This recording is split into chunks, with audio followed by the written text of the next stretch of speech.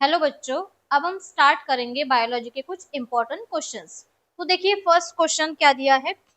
Give two reasons why bile juice is important for digestion despite of not containing any enzymes. सबसे first देखो कि question में क्या कहा गया है। बाइल जूस में कोई एंजाइम प्रेजेंट नहीं है, फिर भी बाइल जूस जो है उसका डाइजेशन में बहुत इंपॉर्टेंट रोल है। क्यों इंपॉर्टेंट रोल है? तो इसमें डायरेक्टली पूछा गया है कि बाइल जूस का क्या फंक्शन है। देखो, बाइल जूस को कौन सिक्रेट कर रहा है बेटा? बाइल जूस को सिक्रेट कर रहा है लीवर। ठीक है, लीवर क्या कर रहा है? बाइल जूस को सिक्रेट कर रहा है। ठीक है, अब हमने इसमें देखा है कि बाइल जूस में कोई एंजाइम प्रेजेंट नहीं है। यहाँ पे कोई एंजाइम प्रेजेंट नहीं है, नो एंजाइम, बट फिर भी डाइजेशन में इसका इंपॉर्टेंट रोल क्यों है? तो फर्स्ट देखो, ये कौन सा फंक्शन परफॉर्म करता है? ये करता है बेटा फूड के लिए अल्कलाइन मीडियम प्रोवाइड करता है। क्या करता है? फूड के लिए अल्कलाइन मीडियम प्रोवाइड करता है। अल्कलाइन मीडियम प्रोवाइड कर रहा है, इसका मतलब क्या है कि जब फूड स्टमक से आया था, ठीक है, अब देखो, जब फूड स्टमक से आया था, जब फूड स्टमक से आया था तो स्टमक में क्या प्रेजेंट था? HCl। ठीक है, स्टमक में क्या प्रेजेंट था? HCl। तो HCl क्या करेगा बेटा? ये HCl जो है वो फूड को क्या करेगा? ये फूड के लिए क्या करेगा? एसिडिक मीडियम क्रिएट करेगा। फूड को क्या कर देगा? एसिडिक कर देगा। अब इस एसिडिक मीडियम में पैनक्रियाटिक एंजाइम जो है वो वर्क नहीं कर पाएंगे। तो इसीलिए बाइल जूस क्या करेगा? ये बाइल जूस जो है ये क्या करेगा? अल्कलाइन मीडियम करेगा क्रिएट। ठीक है, सेकंड फंक्शन क्या है? सेकंड फंक्शन क्या है? ये क्या करता है? Emulsification of fat. ठीक है, अब इमल्सिफिकेशन ऑफ फैट का मतलब क्या होता है? ठीक है, क्या कहा हमने कि ये क्या करता है? इमल्सिफिकेशन ऑफ फैट करता है। इमल्सिफिकेशन ऑफ फैट का मतलब होता है फैट के जो लार्ज ग्लोब्यूल्स है उसे स्मॉल ग्लोब्यूल्स में कन्वर्ट किया जाता है। देखो यहाँ पे समझाती हूँ। सपोज ये फैट के बड़े बड़े लार्ज ग्लोब्यूल्स, इसे कहा जाता है फैट के लार्ज ग्लोब्यूल्स। ठीक है, अब ये फैट के जो लार्ज ग्लोब्यूल्स है ये बाइल जूस की हेल्प से क्या होंगे? छोटे छोटे ग्लोब्यूल्स में कन्वर्ट हो जाएंगे और इसी प्रोसेस को कहा जाता है इमल्सिफिकेशन ऑफ फैट। क्लियर? फिर से एक बार देखो, क्वेश्चन में कहा गया है कि जो बाइल जूस है, ठीक है, ये जो बाइल जूस है इसमें एंजाइम प्रेजेंट नहीं होते हैं, डाइजेस्टिव एंजाइम, फिर भी डाइजेशन में इसका इंपॉर्टेंट रोल होता है। तो डायरेक्टली इसमें पूछा गया है कि बाइल जूस का फंक्शन क्या है। तो बाइल जूस के दो फंक्शन है। पहला फंक्शन है फूड के लिए यहाँ पे वो अल्कलाइन मीडियम प्रोवाइड करता है। अब अल्कलाइन मीडियम क्यों प्रोवाइड करेगा? क्योंकि जब फूड स्टमक से आया था बेटा, जब फूड हमारा कहाँ से आया था? स्टमक से आया था। तो स्टमक में क्या है प्रेजेंट? HCl। HCl क्या करेगा? फूड में जितने भी कोई जर्म्स वगैरह प्रेजेंट हो गए उस जर्म्स को किल करने का फंक्शन करता है HCl। ठीक है, तो स्टमक से जो फूड आया था उसका मीडियम कैसे था? एसिडिक मीडियम था। इसीलिए बाइल जूस क्या करता है? वहां पे अल्कलाइन मीडियम क्रिएट करता है ताकि बाकी एंजाइम यहाँ पे वर्क कर पाए, क्योंकि एसिडिक मीडियम में पैंक्रियाटिक जो एंजाइम है वो वर्क नहीं कर पाएंगे। तो पहला फंक्शन हो गया फूड के लिए क्या करता है? अल्कलाइन मीडियम क्रिएट करता है। सेकंड फंक्शन क्या है इसका? सेकंड फंक्शन ये है कि ये करता है इमल्सिफिकेशन ऑफ फैट। अब इमल्सिफिकेशन ऑफ फैट का मतलब क्या होता है कि फैट के जो बड़े बड़े ग्लोब्यूल्स होते हैं, इस फैट के बड़े बड़े ग्लोब्यूल्स को क्या किया जाता है? छोटे छोटे ग्लोब्यूल्स में कन्वर्ट किया जाता है। क्लियर? नेक्स्ट क्वेश्चन देखिए, blood circulation in fishes is different from the blood circulation in human being, justify the statement. Question में क्या कहा है कि फिश का जो ब्लड सर्कुलेशन होता है वो ह्यूमन के अकॉर्डिंग क्या रहेगा? थोड़ा डिफरेंट रहेगा। तो कैसे डिफरेंट रहेगा? देखो इस क्वेश्चन को कैसे समझते हैं। देखो,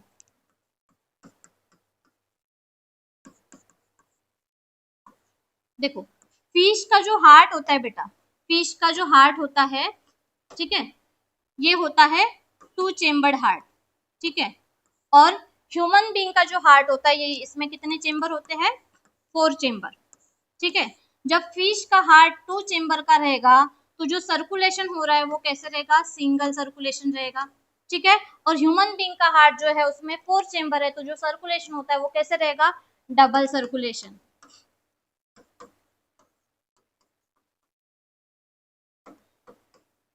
क्लियर? फिर से देख लो, फिश का हार्ट और ह्यूमन का हार्ट, इन दोनों के सर्कुलेशन में क्या डिफरेंस है? तो सबसे पहले डिफरेंस अगर समझना है तो हमें पता होना चाहिए कि फिश का जो हार्ट होता है उसमें कितने चेम्बर है और ह्यूमन बीइंग के हार्ट में कितने चेम्बर है। तो यहाँ पे देखिए फिश के हार्ट में चेम्बर है 2 और ह्यूमन बीइंग के जो हार्ट है उसमें चेम्बर प्रेजेंट है 4। तो जब 2 चेम्बर प्रेजेंट होंगे तो सिंगल सर्कुलेशन होगा, और जब 4 चेम्बर हमारे हार्ट में प्रेजेंट है तो यहाँ क्या होता है? Double circulation. ठीक है, अभी नेक्स्ट क्वेश्चन देखते हैं। Explain blood circulation in human being with the help of schematic diagram. अब हमें ह्यूमन बीइंग का ब्लड सर्कुलेशन देखना है। ठीक है, देखिए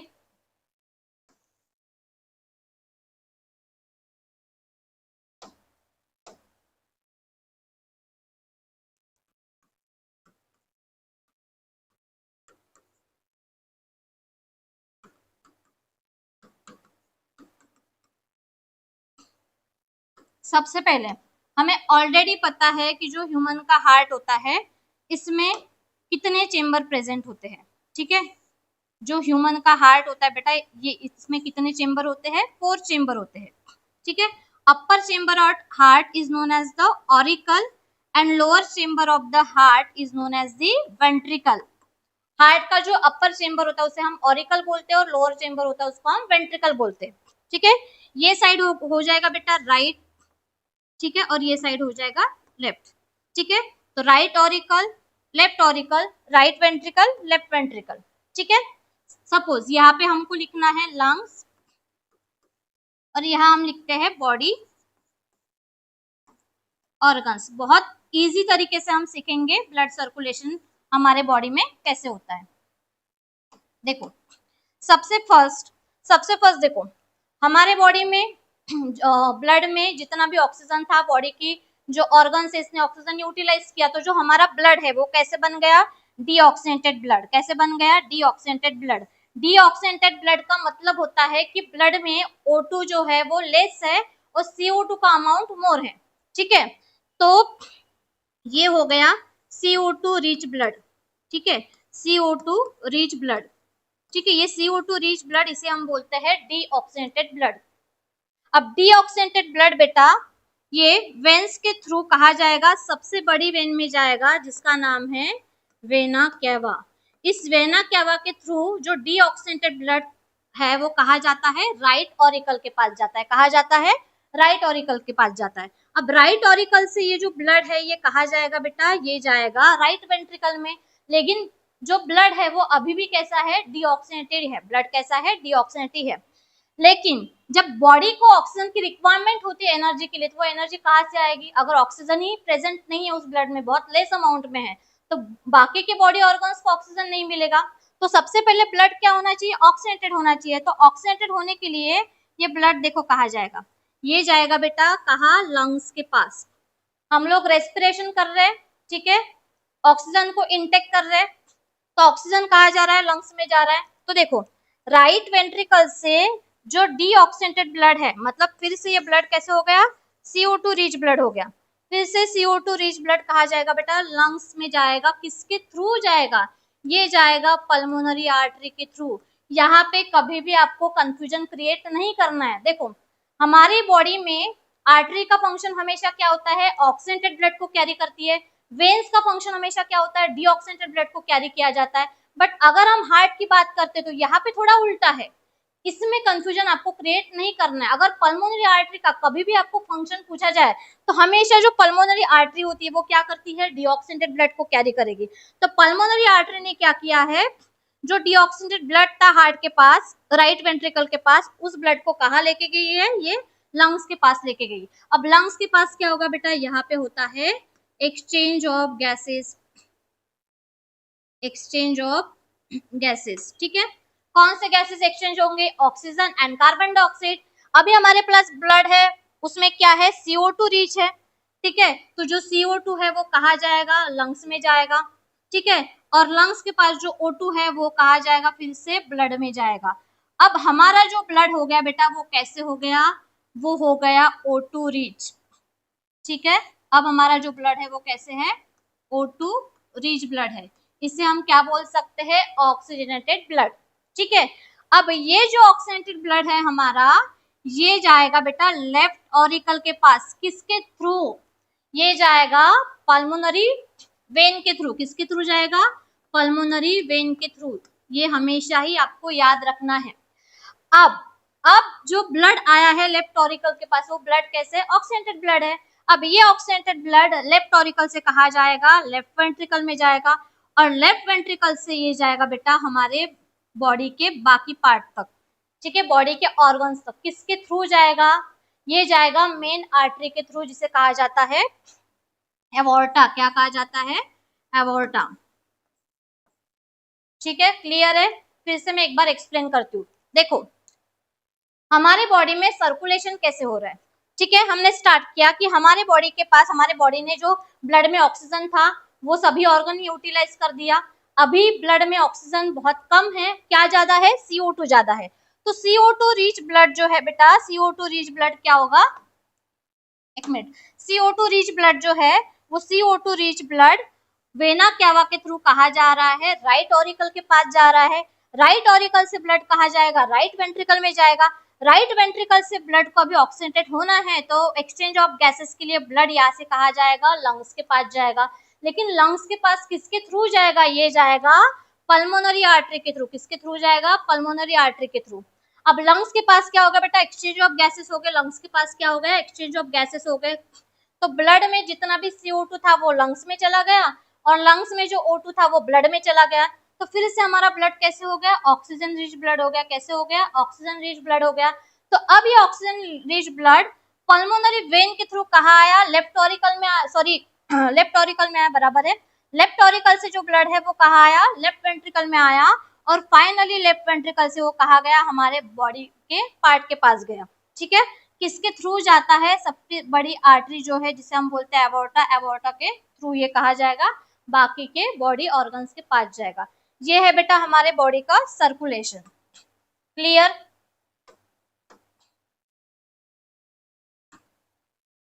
नेक्स्ट क्वेश्चन देखो, what is the significance of having 4 chamber heart in mammals. ठीक है, हमारी बॉडी में जो हार्ट का 4 चेम्बर्स है, इसका क्या सिग्निफिकेंस है बेटा। सबसे पहले इसी डायग्राम से हम समझते हैं। ठीक है, हमारे हार्ट में हमने पहले भी देखा, हमारे हार्ट में कितने चेम्बर होते हैं, 4 चेम्बर होते हैं। ठीक है, upper part of the heart is known as the auricle, lower part of the heart is known as the ventricle. ठीक है, ये हो गया राइट वाला, ये हो गया लेफ्ट वाला। अब देखो 4 चेम्बर ऑफ हार्ट है, क्यों हमारा हार्ट 4 चेम्बर है, क्योंकि बेटा सबसे पहले देखो कि हार्ट का ये जो राइट चेम्बर है ये किसके लिए होता है, CO2 रिच ब्लड के लिए, मतलब डीऑक्सीडेंटेड ब्लड के लिए। और लेफ्ट चेम्बर में क्या प्रेजेंट है, यहाँ पे O2 रिच ब्लड। मतलब एक चेम्बर में प्रेजेंट है ऑक्सीजन रिच ब्लड, और दूसरे चेम्बर में प्रेजेंट है CO2 रिच ब्लड, मतलब डीऑक्सीडेंटेड ब्लड। तो हमारा हार्ट 4 चेम्बर का क्यों है, इसका सबसे मेन रीजन क्या हो सकता है कि जो डीऑक्सीडेंटेड ऑक्सीडेंटेड ब्लड है ये मिक्स नहीं होना चाहिए, और मिक्स नहीं होना चाहिए इसलिए यहाँ क्या प्रेजेंट है बेटा, सिप्टम प्रेजेंट है। यहाँ बीच में एक वॉल प्रेजेंट है, यहाँ पे ऑक्सीडेंटेड ब्लड एंड डीऑक्सीडेंटेड ब्लड का क्या नहीं होना चाहिए, मिक्स। रुक जा फिर,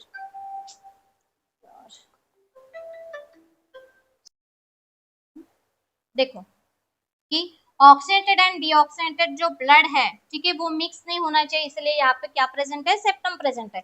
अगर ऑक्सीडेंटेड एंड डीऑक्सीडेंटेड ब्लड मिक्सअप नहीं होगा बेटा, तो ज्यादा से ज्यादा ऑक्सीजन मिलेगा बॉडी को, तो क्या होगी, ज्यादा से ज्यादा ग्लूकोज मॉलिक्यूल ब्रेकडाउन होगी, ज्यादा से ज्यादा एनर्जी बनेगी। तो मैमल्स में मोर एनर्जी की रिक्वायरमेंट होती है बॉडी के टेम्परेचर को मेंटेन करने के लिए, इसीलिए हमारे हार्ट में क्या प्रेजेंट है, 4 चेम्बर प्रेजेंट है। क्लियर।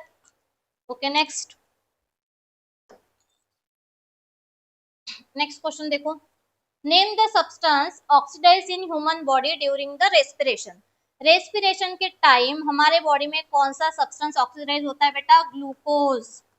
देखो जब रेस्पिरेशन के टाइम हम लोग क्या इंटेक करते हैं, O2 मॉलिक्यूल इंटेक करते हैं। ठीक है, हम बोलते हैं ना को O2 को इंटेक कर रहे हैं, CO2 को रिमूव कर रहे हैं। तो जो O2 हमारे बॉडी में जा रहा है, ये O2 जब हमारे बॉडी में आएगा तो क्या होगा, रेस्पिरेशन का मतलब सिर्फ ये नहीं कि O2 बॉडी में जा रहा है और CO2 को रिमूव कर रहे हैं। रेस्पिरेशन का मतलब ये होता है कि जब O2 बॉडी में जाता है तो ये O2 क्या करेगा, ग्लूकोज मॉलिक्यूल को ब्रेक डाउन करेगा, और इससे क्या फॉर्म करेगा बेटा, एनर्जी फॉर्म करेगा, इससे एनर्जी फॉर्म होती है। और जब एनर्जी फॉर्म होती है तो बाय प्रोडक्ट में हमारे बॉडी में क्या बनता है, CO2 बनता है। बाय प्रोडक्ट में क्या बनता है हमारे बॉडी में, CO2 बनता है। इसी से हमें ये कंसेप्ट समझना है। तो देखो कौन सा सब्सटेंस ऑक्सीडाइज हो रहा है, ग्लूकोज, यहीं पे मैंने कंसेप्ट क्लियर कर दिया। नेक्स्ट देखो, नेक्स्ट क्या दिया है, write two different way in which, यहाँ पे ग्लूकोज चाहिए, इट इज दिया, ठीक है। Glucose oxidise to provide energy in human body, write the product form in each case, ठीक है। देखो ये क्वेश्चन, ग्लूकोज कैसे ऑक्सीडाइज हो रहा है और ग्लूकोज ऑक्सीडाइज होकर हमारे बॉडी में एनर्जी प्रोड्यूस होती है, तो उसकी कौन सी रिएक्शन हमने पढ़ी है, हमने दो टाइप की रिएक्शन पढ़ी है, हमने दो टाइप की रिएक्शन पढ़ी है। एक पढ़ी है हमने एरोबिक रिएक्शन, और सेकंड हमने पढ़ी है बेटा अनएरोबिक रिएक्शन, अनएरोबिक रिएक्शन, ठीक है। अब देखो जो एरोबिक रिएक्शन हमारे बॉडी में हो रही है, जो एरोबिक रिएक्शन हमारे बॉडी में हो रही है, इस एरोबिक रिएक्शन में क्या होता है, ये किसके प्रेजेंस में होती है, ये O2 के प्रेजेंस में होती है। और ये इसमें बोल सकते हैं जो अनएरोबिक रिएक्शन हो रही है एब्सेंस ऑफ ऑक्सीजन या फिर लैक ऑफ ऑक्सीजन के कंडीशन में होती है। तो हमें कोई भी दो केसेस लिखने हैं। फर्स्ट केस में देखो हम देखेंगे एरोबिक रेस्पिरेशन, ठीक है। एरोबिक रेस्पिरेशन में एग्जैक्टली क्या होता है, तो यहाँ पे बेटा ग्लूकोज मॉलिक्यूल ब्रेक डाउन होगा, ठीक है। यहाँ पे प्रेजेंट है ग्लूकोज, ठीक है। ये ग्लूकोज मॉलिक्यूल ब्रेक डाउन होके क्या फॉर्म होता है, pyruvate, that is the pyruvic acid. देखो ग्लूकोज मॉलिक्यूल में कितने कार्बन कंपाउंड प्रेजेंट होते हैं, ग्लूकोज मॉलिक्यूल में प्रेजेंट होते हैं 6 कार्बन कंपाउंड, ठीक है। 6 कार्बन कंपाउंड कन्वर्ट हो गया 3 कार्बन कंपाउंड में, उसी को हम बोलते हैं पायरुवेट या पायरुविक एसिड, क्लियर, ठीक है। और जब ग्लूकोज मॉलिक्यूल पायरुवेट में कन्वर्ट होगा तो ये रिएक्शन हमारे सेल के कौन से रीजन में होती है, साइटोप्लाज्म। कहाँ होती है, साइटोप्लाज्म सबको पता है ना, ये सेल होता है, सेल के इनसाइड ये न्यूक्लियस है और न्यूक्लियस के बाहर वाला जितना भी पोर्शन है उसको हम क्या बोलते हैं, साइटोप्लाज्मिक रीजन। तो इस साइटोप्लाज्मिक रीजन में क्या हो रही है बेटा, ये रिएक्शन हो रही है। नेक्स्ट देखो यहाँ से क्या फॉर्म हो रहा है, अब देखिए ग्लूकोज पायरुवेट में कन्वर्ट हो गया, ठीक है। फिर से ये रिएक्शन होती है नेक्स्ट माइटोकॉन्ड्रिया में in the presence of oxygen. अगर ऑक्सीजन नहीं है तो ये रिएक्शन माइटोकॉन्ड्रिया में नहीं होगी, ठीक है। फिर से ये जो ग्लूकोज मॉलिक्यूल है ये कन्वर्ट होता है बेटा एनर्जी में, ये किस में कन्वर्ट होगा, एनर्जी में। तो बाय प्रोडक्ट में ये बनाता है H2O water plus CO2, bye product में क्या बनाता है, वाटर प्लस CO2, ठीक है। नेक्स्ट देखो रिएक्शन अनएरोबिक में क्या होता है, पहले सेम ही है, ग्लूकोज मॉलिक्यूल ब्रेक डाउन हुआ किसमें, पायरुवेट में या फिर हम बोलेंगे पायरुविक एसिड। ये रिएक्शन कहाँ हो रही है बेटा, साइटोप्लाज्म में हो रही है, ठीक है। फिर से ब्रेक डाउन होता है in the presence of oxygen mitochondria में, बट ऑक्सीजन प्रेजेंट नहीं है, एब्सेंट है या फिर लैक ऑफ ऑक्सीजन है। तो अगर लैक ऑफ ऑक्सीजन है तो ये रिएक्शन होती है हमारे बॉडी के मसल सेल में। कहाँ होती है ये रिएक्शन, हमारे बॉडी के मसल सेल में। और जब मसल सेल में ये रिएक्शन होती है तो ये क्या फॉर्म करती है, एनर्जी तो फॉर्म करती है बेटा, एनर्जी तो फॉर्म करेगा ही glucose molecule, but by product में ये क्या फॉर्म करता है, लैक्टिक एसिड। क्या फॉर्म करता है, लैक्टिक एसिड। देखो फिर से एक बार अच्छे से समझाती हूँ। देखो दो टाइप के रिएक्शन है, एरोबिक रिएक्शन है, अनएरोबिक रिएक्शन। इसको हम aerobic respiration and anaerobic respiration भी बोलेंगे, ठीक है। इसमें क्या होता है, सबसे पहले देखो ग्लूकोज मॉलिक्यूल ब्रेक डाउन होता है पायरुविक एसिड में या पायरुवेट में। तो पायरुवेट क्या है, ग्लूकोज मॉलिक्यूल 6 कार्बन कंपाउंड होते हैं, तो जब ये पायरुवेट में कन्वर्ट हो जाएगा तो ये 3 कार्बन कंपाउंड का कंपाउंड है, ठीक है। ये रिएक्शन कहाँ होती है, हमारे सेल के साइटोप्लाज्म में होती है। फिर से ब्रेक डाउन होगा तो ये रिएक्शन जो होती है वो माइटोकॉन्ड्रिया में होती है in the presence of oxygen. अगर ऑक्सीजन प्रेजेंट नहीं है तो ये रिएक्शन माइटोकॉन्ड्रिया में नहीं होगी। In the presence of oxygen ये जो ग्लूकोज मॉलिक्यूल है ये ब्रेक डाउन होता है और large number of energy produce होती है, that is the 38 ATP molecule, 38 ATP molecule. और बाय प्रोडक्ट में ये हमारे बॉडी में फॉर्म होता है बेटा CO2 एंड H2। तो जब हम रेस्पिरेशन कर रहे हैं CO2 को बाहर निकल रहे हैं बॉडी से, तो ये वही CO2 है, ये वही CO2 है जो ग्लूकोज के ब्रेकडाउन होने से हमारे बॉडी में फॉर्म होता है। सेकंड रिएक्शन देखो अनएरोबिक, पहला तो सेम ही है, ग्लूकोज ब्रेक डाउन हो रहा है पायरुवेट या फिर आप लिख सकते हो पायरुविक एसिड में, ठीक है, रिएक्शन कहाँ हो रही है, साइटोप्लाज्म में। बट अगर ऑक्सीजन प्रेजेंट नहीं है, ऑक्सीजन की डेफिशिएंसी है, ठीक है, तो ये हमारे बॉडी के मसल सेल में होती है, और मसल सेल में होती है बेटा तब भी ग्लूकोज ब्रेक डाउन होकर एनर्जी बनाता है, लेकिन ये लेस एनर्जी बनती है, that is the 2 ATP molecule, और बाय प्रोडक्ट में ये बनाएगी लैक्टिक एसिड के क्रिस्टल। देखो जब कोई हेवी एक्सरसाइज वगैरह करते हैं तो हमें ये समझ में आता है कि भाई कि 1-2 दिन के बाद बहुत ज्यादा बॉडी में पेन होने लगता है, तो जो पेन हो रहा है तो ये किसकी वजह से हो रहा है कि हमारी बॉडी ने क्या किया है, अनएरोबिक रिएक्शन की है। अनएरोबिक रिएक्शन जब हमारे बॉडी में हो रही है तो एनर्जी जो फॉर्म होती है उसके साथ लैक्टिक एसिड के क्रिस्टल भी मसल में फॉर्म होते हैं, और इसीलिए हमारे बॉडी में क्या हो रहा है, पेन हो रहा है। क्लियर? एक मिनट रुक जाती हूँ। नेक्स्ट देखो, next question, what are hormones, ठीक है, हॉर्मोन्स क्या होते हैं बेटा, फर्स्ट क्वेश्चन देखो, हॉर्मोन्स, हॉर्मोन्स क्या होते हैं, हॉर्मोन्स केमिकल सब्सटेंसेस होते हैं जिसको सीक्रेट किया जाता है, कहाँ से, एंडोक्राइन ग्लैंड से। देखो हमारे बॉडी में 2 टाइप के ग्लैंड होते हैं, endocrine gland as well as exocrine gland. तो एंडोक्राइन ग्लैंड का फंक्शन होता है हार्मोन को सीक्रेट करना directly into the bloodstream, क्योंकि एंडोक्राइन ग्लैंड के पास हार्मोन को सीक्रेट करने के लिए कोई ट्यूब लाइक स्ट्रक्चर नहीं प्रेजेंट होता है, इसीलिए इसको डक्टलेस ग्लैंड कहा जाता है। एंडोक्राइन ग्लैंड को क्या कहा जाता है, डक्टलेस ग्लैंड, क्योंकि इसके पास सिक्रीशन के लिए कोई डक्ट नहीं है, ट्यूब लाइक स्ट्रक्चर नहीं है प्रेजेंट, ठीक है। तो देखो हार्मोन्स जो है ये क्या होते हैं, ये होते हैं बेटा केमिकल सब्सटेंस। हार्मोन्स क्या होते हैं, केमिकल सब्सटेंसेस, ठीक है। इसको कौन सिक्रेट करता है, एंडोक्राइन ग्लैंड, ठीक है। और कहाँ डायरेक्ट सिक्रेट हो रही है, ब्लड में, directly secrete into the bloodstream. Direct क्यों ब्लड में सिक्रेट हो रहे हैं, क्यों ब्लड स्ट्रीम में सिक्रेट हो रहे हैं, क्योंकि इसके पास सिक्रेशन के लिए कोई ट्यूब लाइक स्ट्रक्चर या डक्ट लाइक स्ट्रक्चर प्रेजेंट नहीं होता है, इसलिए, ठीक है। नेक्स्ट देखो, how does our body respond when adrenaline hormone secreted into the our body. देखो सेकंड क्वेश्चन में क्या कहा गया बेटा, जब हमारे बॉडी में एड्रेनालिन हार्मोन सिक्रेट होता है, ठीक है, जब हमारे बॉडी में एड्रेनालिन हार्मोन सिक्रेट होता है, ठीक है, तो हमारी बॉडी कैसे रिस्पॉन्स करती है। देखो सबसे पहले एड्रेनालिन हार्मोन को कौन सिक्रेट करता है बेटा, इसको सिक्रेट कौन करेगा, एड्रेनल ग्लैंड। कौन सिक्रेट करेगा, एड्रेनल ग्लैंड। अब ये जो एड्रेनल ग्लैंड है, ये एड्रेनल ग्लैंड कहाँ प्रेजेंट होती है, देखो ये एड्रेनल का ग्लैंड कहाँ प्रेजेंट है, यहाँ देखो ये हमारी किडनी है, ठीक है, किडनी के ऊपर, किडनी के ऊपर कैप लाइक स्ट्रक्चर बोल सकते हो, या ऐसे ट्रायंगुलर शेप ग्लैंड, ये ऐसे कैप लाइक स्ट्रक्चर या ट्रायंगल शेप स्ट्रक्चर है, तो ये है हमारी क्या, एड्रेनल ग्लैंड। तो ये जो एड्रेनल ग्लैंड वैसे तो बहुत सारे हार्मोन सिक्रेट करती है, लेकिन जनरली हम हमारे 10th के सिलेबस के अकॉर्डिंग यहाँ पे हमें एक ही हार्मोन दिया है, that is the adrenaline hormone. तो ये जो एड्रेनल ग्लैंड है ये सिक्रेट करती है एड्रेनालिन हार्मोन। तो एड्रेनालिन हार्मोन हमारे बॉडी में सबसे पहले देखो कब फॉर्म होता है, तो ये फॉर्म होता है इमरजेंसी कंडीशन में।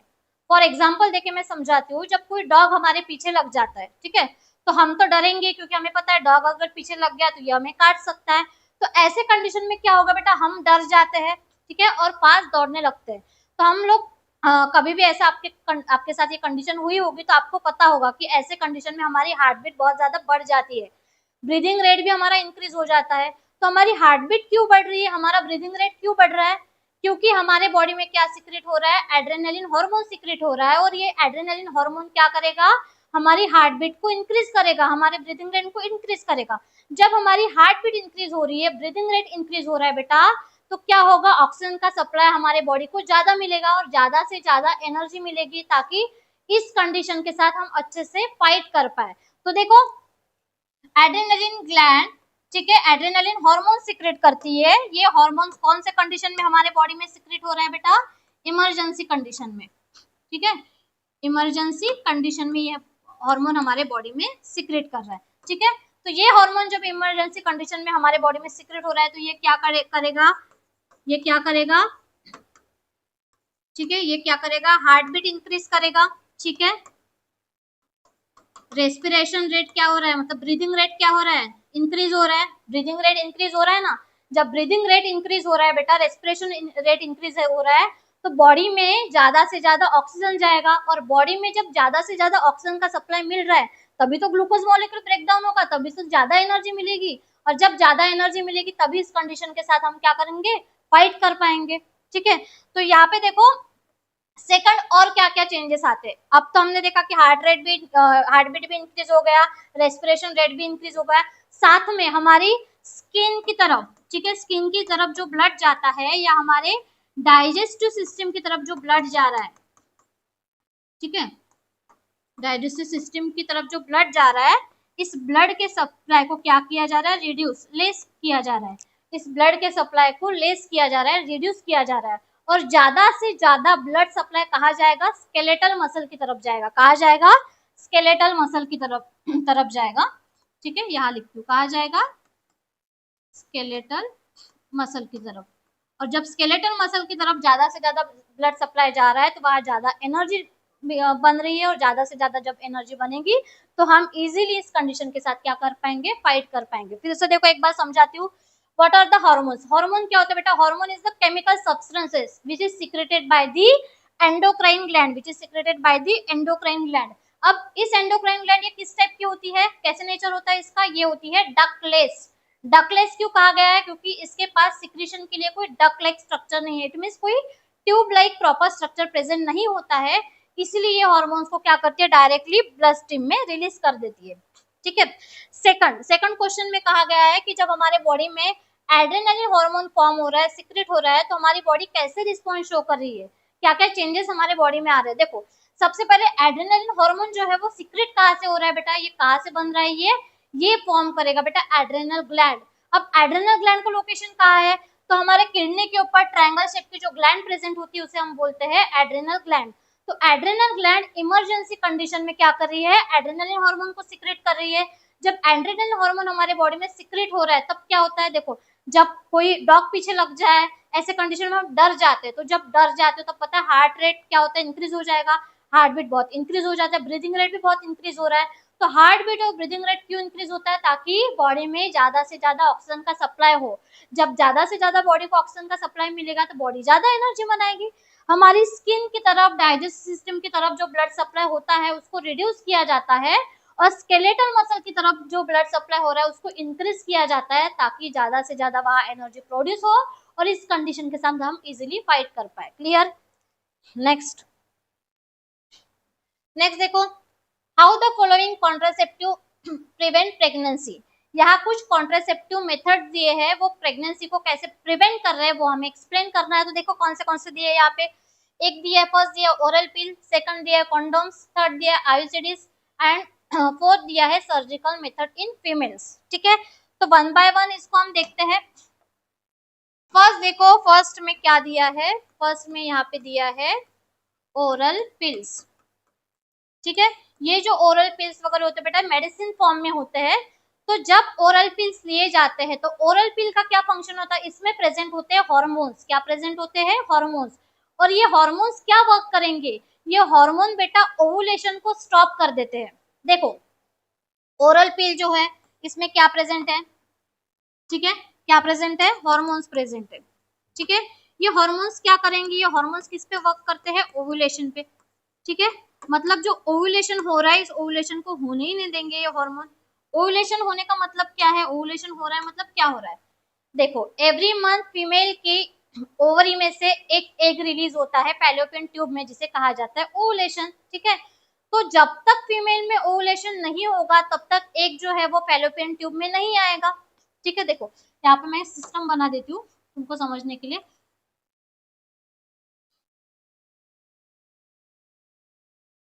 ठीक है, सपोज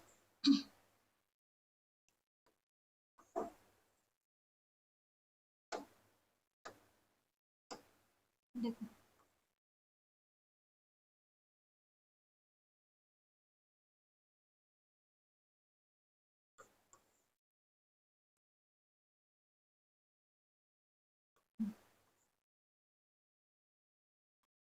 ठीक है, रफ डायग्राम बना दी मैंने। इसमें आप देखो ये बेटा हमारी ओवरी, ठीक है, और ये हमारा ओविडक्ट मतलब फैलोपियन ट्यूब भी बोलते हैं इसको। ठीक है, अब देखो एवरी मंथ इस ओवरी में से एक एग रिलीज हो जाएगा और एक कहाँ आ जाएगा, फैलोपियन ट्यूब में यहाँ पे आ जाएगा। और हमेशा जब स्पर्म फीमेल ट्रैक में एंट्री करता है तो फैलोपियन ट्यूब में यहाँ पे एग और स्पर्म मिलते हैं और यहाँ पे क्या होता है बेटा, फर्टिलाइजेशन होता है। तो देखो जो ओरल पिल्स लिए जाते हैं, इस ओरल पिल का फंक्शन क्या है, ओवुलेशन को स्टॉप करना।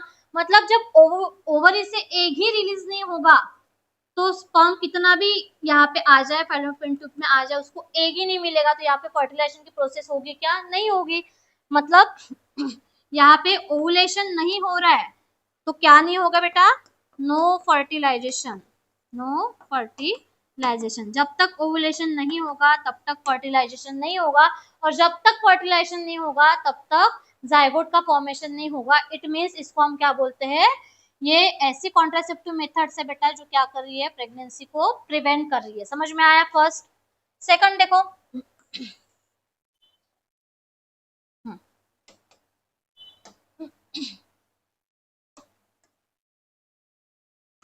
सेकंड देखो कौन सा दिया है, सेकंड में दिया है कॉन्डोम्स। ठीक है, कॉन्डोम्स क्या बेटा, एक रबर शीट होती है।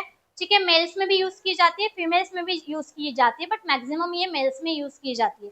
तो ये रबर शीट जो होती है वो कहाँ यूज की जाती है, मेल या फीमेल फीमेल के एक्सटर्नल जेनिटल ऑर्गन पे अप्लाई किया जाता है। तो ये जो कॉन्डोम होता है इसका फंक्शन क्या होगा कि जब मेल और फीमेल में सेक्सुअल इंटरकोर्स होगा तो जो मेल का, अगर मेल में अप्लाई किया जाता है तो जो मेल का स्पर्म होता है वो कॉन्डोम में ही क्या हो जाएगा, कलेक्ट हो जाएगा। तो स्पर्म जो है वो फीमेल ट्रैक में एंट्री नहीं कर पाएगा। जब तक स्पर्म फीमेल ट्रैक में एंट्री नहीं करेगा तब तक फर्टिलाइजेशन पॉसिबल है क्या, बिल्कुल भी पॉसिबल नहीं है। तो फर्टिलाइजेशन पॉसिबल नहीं हो रहा है मतलब ये भी क्या कर रही है, प्रेगनेंसी को प्रिवेंट कर रही है। और ये सबसे सेफ मेथड है। कॉन्डोम सबसे सेफ मेथड क्यों है बेटा, क्योंकि जो कॉन्डोम होता है उससे सबसे पहले ये बोल सकते हैं कि कोई साइड इफेक्ट नहीं है, कोई इरिटेशन कॉज नहीं होता, कोई साइड इफेक्ट नहीं है। और सबसे मेन बात यह है कि सेक्सुअली ट्रांसमिटेड डिसीज से कॉन्डोम क्या करते हैं, प्रोटेक्ट करते हैं। अगर दो पार्टनर में से किसी एक भी पार्टनर को कोई सेक्सुअली ट्रांसमिटेड डिसीज है तो वो इन्फेक्टेड पर्सन से हेल्दी पर्सन की बॉडी में क्या होता है, ट्रांसफर होता है। बट अगर सेक्सुअल इंटरकोर्स के टाइम अगर कॉन्डोम यूज किया जाए तो ये डिसीज एक पार्टनर से दूसरे पार्टनर में स्प्रेड नहीं होता। इसलिए सबसे सेफ सॉरी सबसे सेफ कंडीशन कौन सी है यहाँ पे, कॉन्डोम यूज करना। ठीक है, नेक्स्ट थर्ड देखो, IUCDS, इंट्रा यूटेराइन डिवाइस। देखो इंट्रा यूटेराइन डिवाइस क्या होता है, इंट्रा यूटेराइन डिवाइस क्या बेटा, कॉपर टी। ठीक है, ये क्या है, कॉपर टी। कैसे शेप होता है इसका, कॉपर टी का इस टाइप का शेप होता है। देखो ये जो कॉपर टी होती है ये कहाँ इंसर्ट की जाती है, फीमेल के यूट्रस वाली पार्ट में। इधर देखो सपोज ये यूट्रस का पार्ट है तो कॉपर टी यहाँ पे इस टाइप से इंसर्ट की जाएगी और प्रॉपर डॉक्टर के पास जाके ही ये इंसर्ट की जाती है। ठीक है, ऐसे कभी भी डायरेक्ट हम फार्मेसी से लेके आया, कहीं से लेके आए और डायरेक्ट इंसर्ट किया, ऐसा नहीं होता है। कॉपर टी आपको प्रॉपर डॉक्टर के पास जाके ही यूट्रस वाली पार्ट में इंसर्ट की जाती है।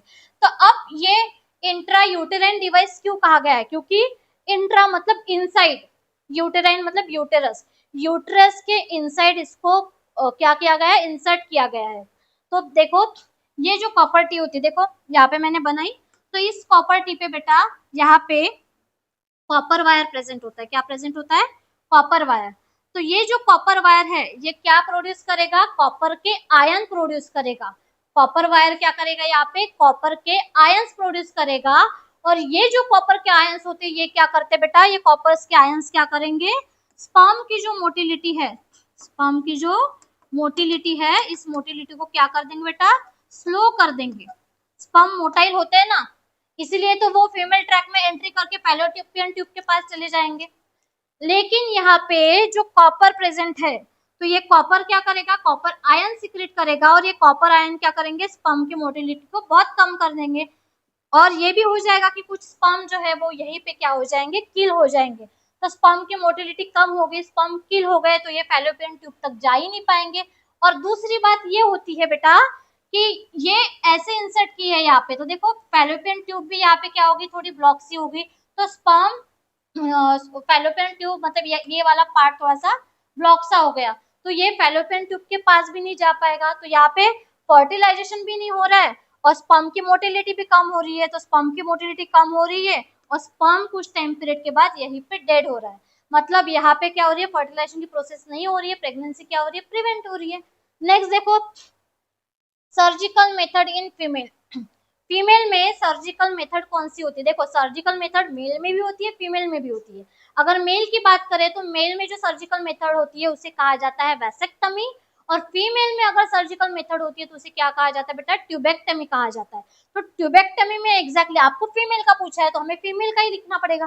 तो देखो ये है बेटा फैलोपियन ट्यूब, ठीक है। तो जब सर्जिकल मेथड होती है तो जो फैलोपियन ट्यूब है इसको यहाँ पे कट लगाया जाता है, ठीक है, कट लगाया जाएगा। देखो यहाँ पे क्या किया गया है, इसको कट लगाया गया।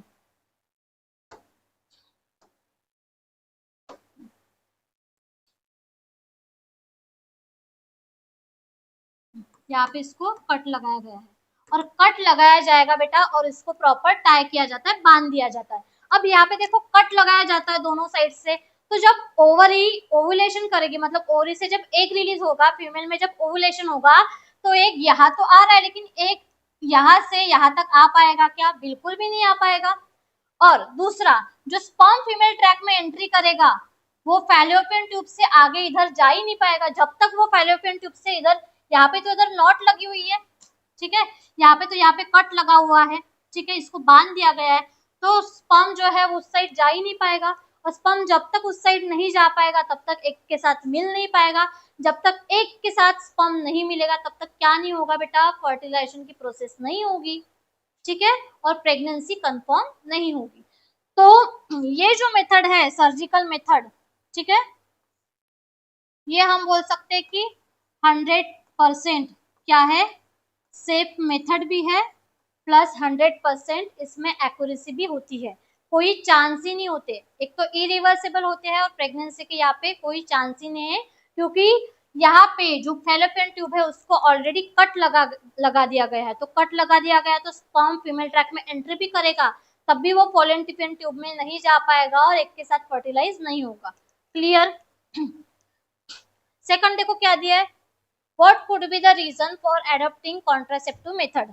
अब कॉन्ट्रासेप्टिव मेथड जो यूज किए जाते हैं बेटा उसका क्या रीजन है, या हम ये भी बोल सकते हैं क्या इंपॉर्टेंस है इसका, क्यों यूज की जाती है ये मेथड्स, ठीक है। देखो इससे क्या होगा, इससे होगा बेटा पॉपुलेशन क्या होगा? कंट्रोल होगा, ठीक है। सेकंड, अनवांटेड प्रेगनेंसी नहीं होगी। देखो जब भी हम ये बोलेंगे कि कोई भी कॉन्ट्रासेप्टिव मेथड अगर हम यूज कर रहे हैं, ठीक है, चाहे हमने बोला कि ओरल पिल यूज किए, कॉन्डोम्स यूज किए, कॉपर टी यूज किए, सर्जिकल मेथड यूज किया और कोई कुछ केमिकल स्पर्मिसाइड वगैरह यूज किए, कोई भी मेथड अगर हम यूज करते हैं तो इसमें इसका इंपॉर्टेंस क्या है? पहला तो हम पॉपुलेशन साइज को कंट्रोल कर सकते हैं। सेकंड, अगर अनवांटेड प्रेगनेंसी है, ठीक है, किसी को प्रेगनेंसी नहीं चाहिए तो ऐसे कंडीशन में अगर कॉन्डोम यूज किया तो प्रेगनेंसी नहीं होगी। या फिर हम ये बोल सकते हैं कि सेक्सुअल इंटरकोर्स हुआ है, उस टाइम का ओवुलेशन है, तो उसके लिए भी पिल्स होती है, पिल्स लेने के बाद ये पिल्स इम्प्लांटेशन नहीं होने देती। ऐसे भी कोई पिल्स होती है जिसके लेने के बाद इम्प्लांटेशन नहीं होगा, या ये हार्मोनल बैलेंस को क्या कर देगी? डिस्टर्ब कर देगी। तो ऐसे कंडीशन में हम क्या बोल सकते हैं कि अनवांटेड प्रेगनेंसी नहीं होगी। और नेक्स्ट हम और क्या बोल सकते हैं, पॉपुलेशन साइज भी कंट्रोल हो रहा है, अनवांटेड प्रेगनेंसी भी नहीं हो रही है, और फैमिली प्लानिंग, ठीक है, फैमिली प्लानिंग में भी ये क्या करता है बेटा? हेल्प करता है, ठीक है। फिर से क्वेश्चन में एक बार बता देती हूँ, how do contraceptive prevent pregnancy. सबसे पहले दी है ओरल पिल। ओरल पिल क्या करती है? ओरल पिल हमारे हार्मोन्स पे वर्क करेगी, तो ये हमारे बॉडी में ओवुलेशन नहीं होने दे रही। ओवुलेशन मतलब ओवरी से एवरी मंथ जो एग रिलीज होता है ओविडक्ट में, तो जब तक ओविडक्ट में एग ही रिलीज नहीं होगा तब तक फर्टिलाइजेशन का कोई चांस ही नहीं है। जब तक फर्टिलाइजेशन नहीं होगा तब तक प्रेगनेंसी नहीं होगी। सेकंड मेथड दी है यहाँ पे कॉन्डोम्स, ठीक है। कॉन्डोम एक रबर शीट होती है जो एक्सटर्नल जेनिटलिया पे यूज की जाती है। जब कॉन्डोम का यूज होगा तब जो स्पर्म है वो डायरेक्ट कॉन्डोम में ही कलेक्ट होगा। फीमेल ट्रैक में जो स्पर्म है ये फीमेल ट्रैक में एंट्री नहीं कर पाएगा। तो जब तक फीमेल ट्रैक में एंट्री नहीं होगी तब तक एग और स्पर्म नहीं मिलेंगे और फर्टिलाइजेशन की प्रोसेस नहीं होगी। बट सबसे सेफेस्ट मेथड कॉन्डम क्यों है? क्योंकि ये सेक्सुअली ट्रांसमिटेड डिसीज से क्या करती है, हमें प्रोटेक्ट करती है। थर्ड दिया बेटा आईयूसीडीज मतलब इंट्रा यूटेराइन डिवाइस, जिसे हम बोलते हैं कॉपर टी। तो कॉपर टी यूज करने से क्या होता है, कॉपर टी में जो कॉपर आयंस है वो क्या करेंगे, स्पर्म की मोटिलिटी को बहुत कम कर देंगे, और ये भी होगा कि टाइम पीरियड के साथ वापस स्पर्म क्या हो जाएगा, डेड हो जाएगा। ठीक है। फोर्थ मेथड दी है surgical method in female. Surgical method जब फीमेल में हो रही है तो फीमेल की जो फैलोपियन ट्यूब है, तो इस फैलोपियन ट्यूब में क्या किया जाता है बेटा, कट लगाया जाता है और इसको टाई किया जाता है। जब कट लगा है बेटा यहाँ पे, तो स्पर्म कितना भी फीमेल के बॉडी में एंट्री करे, लेकिन ओविडक्ट से ये यहाँ तक जा ही नहीं पाएगा जहाँ पे एग प्रेजेंट है। तो जब तक ये एग को नहीं मिलेगा तब तक यहाँ पे हम ये बोलेंगे कि फर्टिलाइजेशन की प्रोसेस पॉसिबल नहीं है और यहाँ पे प्रेगनेंसी कंफर्म नहीं है। ठीक है, clear. Next, what could be the reason for adopting contraceptive method? क्यों एडॉप्ट किया जाता है या फिर इसके क्या इंपॉर्टेंट है? तो सबसे पहले फैमिली प्लानिंग के लिए बहुत ज्यादा इंपॉर्टेंट है, पॉपुलेशन साइज को कंट्रोल कर रहा है और अनवांटेड प्रेगनेंसी भी यहाँ पे नहीं हो रही है। Clear. Next, next question, explain the process of fertilisation in angiospermic plant with the help of diagram showing germination of pollen tube। सबसे फर्स्ट देखो कि क्वेश्चन में क्या कहा गया है। क्वेश्चन में आपको शो करना है बेटा फर्टिलाइजेशन, फर्टिलाइजेशन। ठीक है। नेक्स्ट देखो क्या कहा है, with the help of diagram showing germination of pollen tube over stigma. यहाँ पे आपको शो करना है कि जो पॉलन ट्यूब का जर्मिनेशन हो रहा है स्टिग्मा की तरफ, वो आपको शो करना है। तो सबसे पहले फर्टिलाइजेशन क्या होता है? Fertilisation is process in which male and female gametes fuse to form a single cell structure zygote. ठीक है। तो देखो फर्टिलाइजेशन की प्रोसेस में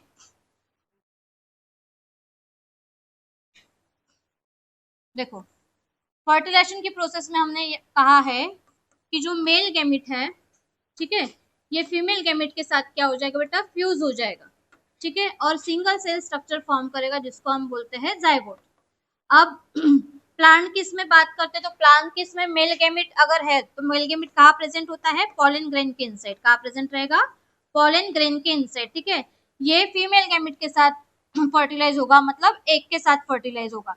तो सबसे पहले देखेंगे कि मेल गैमिट कहाँ से आ रहा है प्लांट में। मेल गैमिट कहाँ प्रेजेंट है, इनसाइड दी एंथर। ठीक है, एंथर एक बायोलोबेट स्ट्रक्चर होता है। ठीक है, इस एंथर के इनसाइड क्या प्रेजेंट होता है, पॉलन ग्रेन्स। अब जब पॉलिनेशन की प्रोसेस होती है तो पॉलिनेशन की प्रोसेस में जो पॉलन ग्रेन है वो एंथर से स्टिग्मा के पास जाएंगे। ठीक है, यहाँ पे आया क्या, पॉलन ग्रेन। ठीक है, अब ये पॉलन ग्रेन देखिए, यहाँ पे आया पॉलन ग्रेन, और ये पॉलन ग्रेन क्या फॉर्म करेगा बेटा, ये फॉर्म करेगा पॉलन ट्यूब। देखिए यहाँ पे ये है ओवरी, ये है पॉलन ग्रेन। पॉलन ग्रेन ने फॉर्म की एक ट्यूब लाइक स्ट्रक्चर जिसे हम बोलते हैं पॉलन ट्यूब। अब पॉलन ट्यूब कहाँ ग्रो कर रही है, पॉलन ट्यूब ग्रो कर रही है टूवर्ड द ओवरी। ठीक है, ये वाला पार्ट होता है स्टिग्मा, ये वाला पार्ट होता है स्टाइल, ये वाला पार्ट है ओवरी। ठीक है, ओवरी के इनसाइड प्रेजेंट होता है ओव्यूल्स और यहाँ प्रेजेंट होता है एग सेल। ठीक है, तो ये है फीमेल रिप्रोडक्टिव पार्ट जिसे हम बोलते हैं कार्पेल और पिस्टिल। कार्पेल और पिस्टिल के तीन पार्ट होते हैं, स्टिग्मा, स्टाइल एंड ओवरी। जब पॉलन ग्रेन आता है स्टिग्मा के ऊपर तो ये क्या फॉर्म करता है, पॉलन ट्यूब। अब ये पॉलन ट्यूब कहाँ ग्रो कर रही है, ये क्या है, पॉलन ट्यूब। ठीक है, अब ये पॉलन ट्यूब कहाँ ग्रो कर रही है, टूवर्ड दी ओवरी। अब ओवरी के इनसाइड क्या प्रेजेंट है बेटा, ओवरी के इनसाइड प्रेजेंट है एग सेल। अब पॉलन ट्यूब के इनसाइड क्या प्रेजेंट है, पॉलन ट्यूब के इनसाइड क्या ट्रांसपोर्टेशन, किसका ट्रांसपोर्टेशन होगा, मेल गैमेट का। ठीक है, तो यहाँ से जो मेल गैमेट है वो आएगा और एक के साथ क्या हो जाएगा बेटा, इसका फर्टिलाइजेशन हो जाएगा, और एक के साथ फर्टिलाइजेशन होने के बाद एक सिंगल सेल स्ट्रक्चर फॉर्म होता है जिसको हम क्या बोलते हैं, जायगोट। क्या बोलते हैं, जायगोट। ठीक है, नेक्स्ट देखो, what happens to the following part after the fertilization, egg, ovary, ovule, sepals and petals। Fertilisation होने के बाद ओवरी के साथ क्या होता है, एग के साथ क्या होता है, ओवल्स के साथ क्या होता है, सेपल्स के साथ क्या होता है, पेटल्स के साथ क्या होता है। इस क्वेश्चन को आपको डायरेक्टली ऐसे भी पूछा जाता है, post fertilisation changes. Post fertilisation changes भी इसको कहा जाता है। तो आपको डायरेक्टली क्वेश्चन में पोस्ट फर्टिलाइजेशन चेंजेस भी पूछे जा सकते हैं, तो आपको सेम ही लिखना है, कुछ और नहीं लिखना है। तो देखो फर्टिलाइजेशन होगा, फर्टिलाइजेशन होने के बाद एग के साथ क्या होगा, ठीक है, देखो ये है बेटा एग, ठीक है, जैसे ही मेल गैमेट आ गया और एग को इसने फर्टिलाइज किया, तो ये जो एग है ये किसमें कन्वर्ट हो जाएगा बेटा, single cell structure is known as the zygote. किसमें कन्वर्ट हो जाएगा, ये जायगोट। जायगोट रिपीटेडली डिवाइड करता है, जायगोट क्या करता है, रिपीटेडली डिवाइड करके क्या फॉर्म करता है, एम्ब्रियो। क्या फॉर्म करता है, एम्ब्रियो। क्लियर। सेकंड है बेटा ओवरी, ठीक है, ovary ripens to form fruit. Ovary किसमें डेवलप हो जाती है, फ्रूट में। सेकंड ओवरी, ठीक है, किसमें कन्वर्ट हो जाती है, फ्रूट में। देखो कन्वर्ट कैसे, सबसे पहले लिख देती हूँ फिर आपको बताती हूँ कि कैसे कन्वर्ट हो रही है। नेक्स्ट है ऑयल, ठीक है, ये किसमें कन्वर्ट हो रहा है, सीड में, ठीक है। सेपल्स एंड पेटल्स,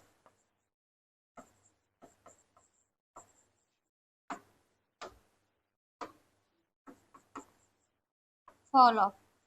देखो सबसे पहले देखा कि एक फर्टिलाइज हो जाता है, फर्टिलाइज होने के बाद सिंगल सेल स्ट्रक्चर फॉर्म करता है, जिसको हम क्या बोलते हैं बेटा, जायगोट बोलते हैं। जायगोट रिपीटेडली डिवाइड होता है और जायगोट कन्वर्ट हो जाता है एम्ब्रियो में। अब ओवरी के साथ क्या होता है, ovary ripens to form a fruit. For example mango जब हम खाते हैं तो मैंगो का जो पार्ट हम खा रहे हैं, जो पल्प मैंगो का खा रहे हैं, वो क्या है बेटा, वो है फ्रूट, ठीक है। और नेक्स्ट कहा गया ऑयल्स, ठीक है, ये जो ऑयल्स है तो ये ऑयल किस में कन्वर्ट हो जाता है, तो ऑयल कन्वर्ट हो जाता है सीड में। मतलब मैंगो की जो सीड होती है वो कौन सा पार्ट है, ऑयल्स वाला पार्ट है। और सेपल्स और पेटल्स, सेपल ग्रीन कलर का पार्ट होता है, लीफ लाइक स्ट्रक्चर जो है फ्लावर्स में, उसे हम बोलते हैं सेपल्स, ठीक है। तो ये सेपल्स और पेटल्स जो है बताए वो ड्राई हो जाएंगे और प्लांट से या हम बोलेंगे फ्लावर से डिटैच होके क्या गिर जाएंगे, नीचे गिर जाएंगे, ठीक है। फिर से एक बार देखो, एक कन्वर्ट हो जाता है जायगोट में, रिपीटेडली डिवाइड करता है, क्या फॉर्म करता है, एम्ब्रियो, ठीक है। Ovary ripens to form a fruit, ऑयल कन्वर्ट हो जाता है सीड में, एंड सेपल्स और पेटल्स जो होते हैं वो ड्राई हो जाते हैं और फ्लावर से डिटैच होके नीचे गिर जाते हैं, ठीक है। इसे हम बोलते हैं पोस्ट फर्टिलाइजेशन चेंजेस। नेक्स्ट देखो, state the significance of the pollen tube. अब हमने देखा कि पोलन ट्यूब सबसे पहले क्या होती है, यहीं पे हमने कंसेप्ट देख लिया कि पोलन ट्यूब कब फॉर्म हो रही है, जब पोलन ग्रेन के इनसाइड क्या प्रेजेंट है, मेल गैमेट। जब पोलन ग्रेन कहाँ आता है, स्टिग्मा के पास आता है, ठीक है। तो यहाँ पे वो एक ट्यूब लाइक स्ट्रक्चर, यहीं से ट्यूब लाइक स्ट्रक्चर ग्रो करेगा, जिसको हम बोलते हैं पोलन ट्यूब। तो पोलन ट्यूब का सिग्निफिकेंस क्या है, क्यों वहां पे अगर ग्रो कर रही है तो कुछ ना कुछ फंक्शन वहां पे पोलन ट्यूब का होगा। तो बिल्कुल पोलन ट्यूब का यहाँ पे इंपॉर्टेंट फंक्शन होता है कि ये मेल गैमेट का क्या करती है बेटा, ट्रांसपोर्टेशन करती है। मेल गैमेट जो है वो पोलन ट्यूब के थ्रू क्या होगा, ओवरी के पास, ओवरी के इनसाइड, ओवल्स के इनसाइड जो एक सेल है उस एक सेल के पास जाएगा और एक सेल से फर्टिलाइज करके क्या फॉर्म करेगा बेटा, जायगोट फॉर्म करेगा। ये है पोलन ट्यूब का इंपॉर्टेंस, ठीक है। फिर से एक बार देखो पोलन ट्यूब का इंपॉर्टेंस क्या है। पोलन ट्यूब कहाँ ग्रो कर रही है, पोलन ग्रेन, सॉरी एंथर के इनसाइड प्रेजेंट होता है बेटा पोलन ग्रेन, और पोलन ग्रेन के इनसाइड प्रेजेंट होता है male gamete. Male pollen grain ही मेल गैमेट नहीं है, सबको बहुत बच्चों को ये कंफ्यूजन होता है कि पोलन ग्रेन ही मेल गैमेट है, बट पोलन ग्रेन के इनसाइड प्रेजेंट होता है मेल गैमेट। अब जैसे ही मेल गैमेट पोलन ग्रेन कहाँ आएगा, स्टिग्मा के ऊपर आएगा, वैसे ये एक ट्यूब लाइक स्ट्रक्चर फॉर्म करता है जिसको हम बोलते हैं पोलन ट्यूब। और इस पोलन ट्यूब से जो मेल गैमेट है उसका ट्रांसपोर्टेशन होता है, और मेल गैमेट कहाँ जाएगा, ये जाएगा एग के पास, और यहाँ पे होता है फर्टिलाइजेशन, और फर्टिलाइजेशन होने के बाद सिंगल सेल स्ट्रक्चर फॉर्म होता है जिसको हम बोलते हैं जायगोट। क्लियर।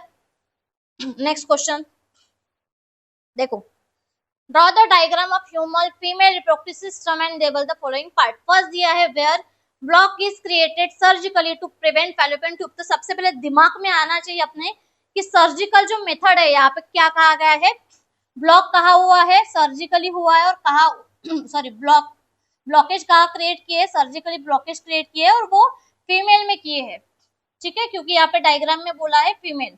तो सबसे पहले दिमाग में आना चाहिए कि फीमेल रिप्रोडक्टिव सिस्टम में हमने पढ़ा था कि फीमेल रिप्रोडक्टिव सिस्टम में फैलोपियन ट्यूब एक ऐसा पार्ट है बेटा जहाँ पे फर्टिलाइजेशन की प्रोसेस होती है। तो फीमेल में कॉन्ट्रासेप्टिव मेथड में हमने पढ़ा था सर्जिकल मेथड जिसे कहा जाता है ट्यूबेक्टमी। तो ट्यूबेक्टमी में हमने पढ़ा था कि जो ओविडक्ट होता है, फैलोपियन ट्यूब होता है, उसको कट लगाया जाता है और उसको बांध दिया जाता है, टाई किया जाता है, ताकि स्पर्म जो है वो फैलोपियन ट्यूब में नहीं जा पाएगा जहाँ पे फर्टिलाइजेशन की प्रोसेस होती है। ठीक है, तो पहले में आपको क्या करना है, फैलोपियन ट्यूब जो है वहां पे आपको ए वाला आंसर लिखना है। Second, where copper T is inserted, copper T कहाँ पे इंसर्ट की जाती है, यूट्रस में इंसर्ट की जाती है। ठीक है, थर्ड दिया है इन विच कॉन्डोम कैन बी प्लेस, तो कॉन्डोम कहाँ प्लेस की जाते हैं, वेजाइनल पार्ट में। तो डायग्राम से हम समझते हैं। देखो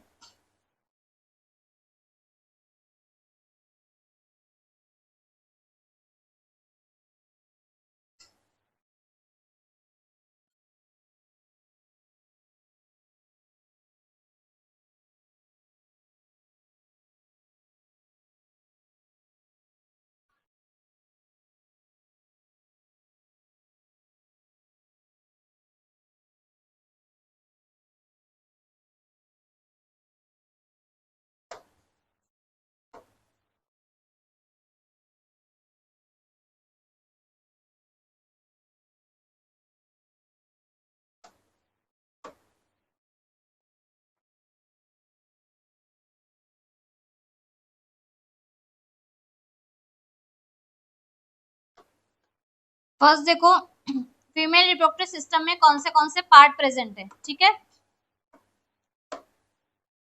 ये वाला पार्ट है बेटा ओवरी।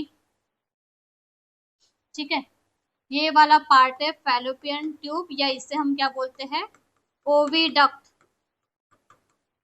ठीक है, और ये वाला पार्ट है वजाइना। ठीक है, ये वाला पार्ट है यूट्रस। देखो फीमेल रिप्रोडक्टिव सिस्टम में हम लोगों ने इतने पार्ट दिए, अब वन बाय वन देखते हैं कि क्वेश्चन में क्या कहा गया है। ठीक है, देखो क्वेश्चन में क्या कहा गया है। फर्स्ट इसमें where block is created surgically to prevent fertilisation, fertilisation को प्रिवेंट करने के लिए सर्जिकली कहाँ पे ब्लॉक क्रिएट किए जाते हैं, तो वो किए जाते हैं बेटा फैलोपियन ट्यूब में, यहाँ पे। तो ये है ए का आंसर, फैलोपियन ट्यूब। ठीक है, क्लियर। सेकंड देखो, where copper T is inserted, copper T कहाँ इंसर्ट की जाती है बेटा, तो कॉपर टी यहाँ पे यूट्रस में कॉपर टी इंसर्ट की जाती है। देखो कॉपर टी बेटा, कॉपर टी क्या है, देखो प्रेगनेंसी को प्रिवेंट करने के लिए फीमेल्स में एक टी शेप स्ट्रक्चर होता है, इस टाइप का टी शेप स्ट्रक्चर होता है। ठीक है, तो ऐसे टी शेप स्ट्रक्चर का यूज किया जाता है जिसमें इस तरह का कॉपर वायर प्रेजेंट होता है।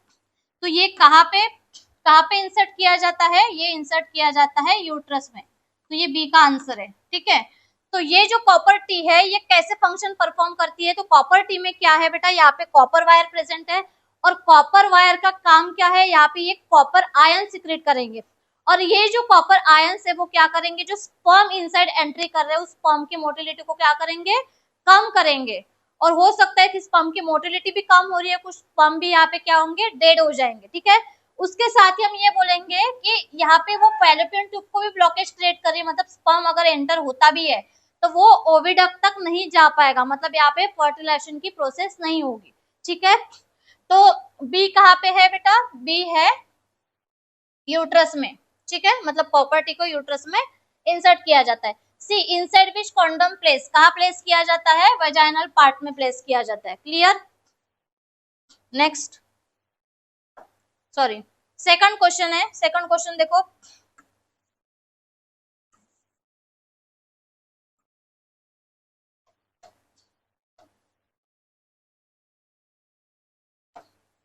सेकंड क्वेश्चन देखो, how placenta play an important role in development of the embryo.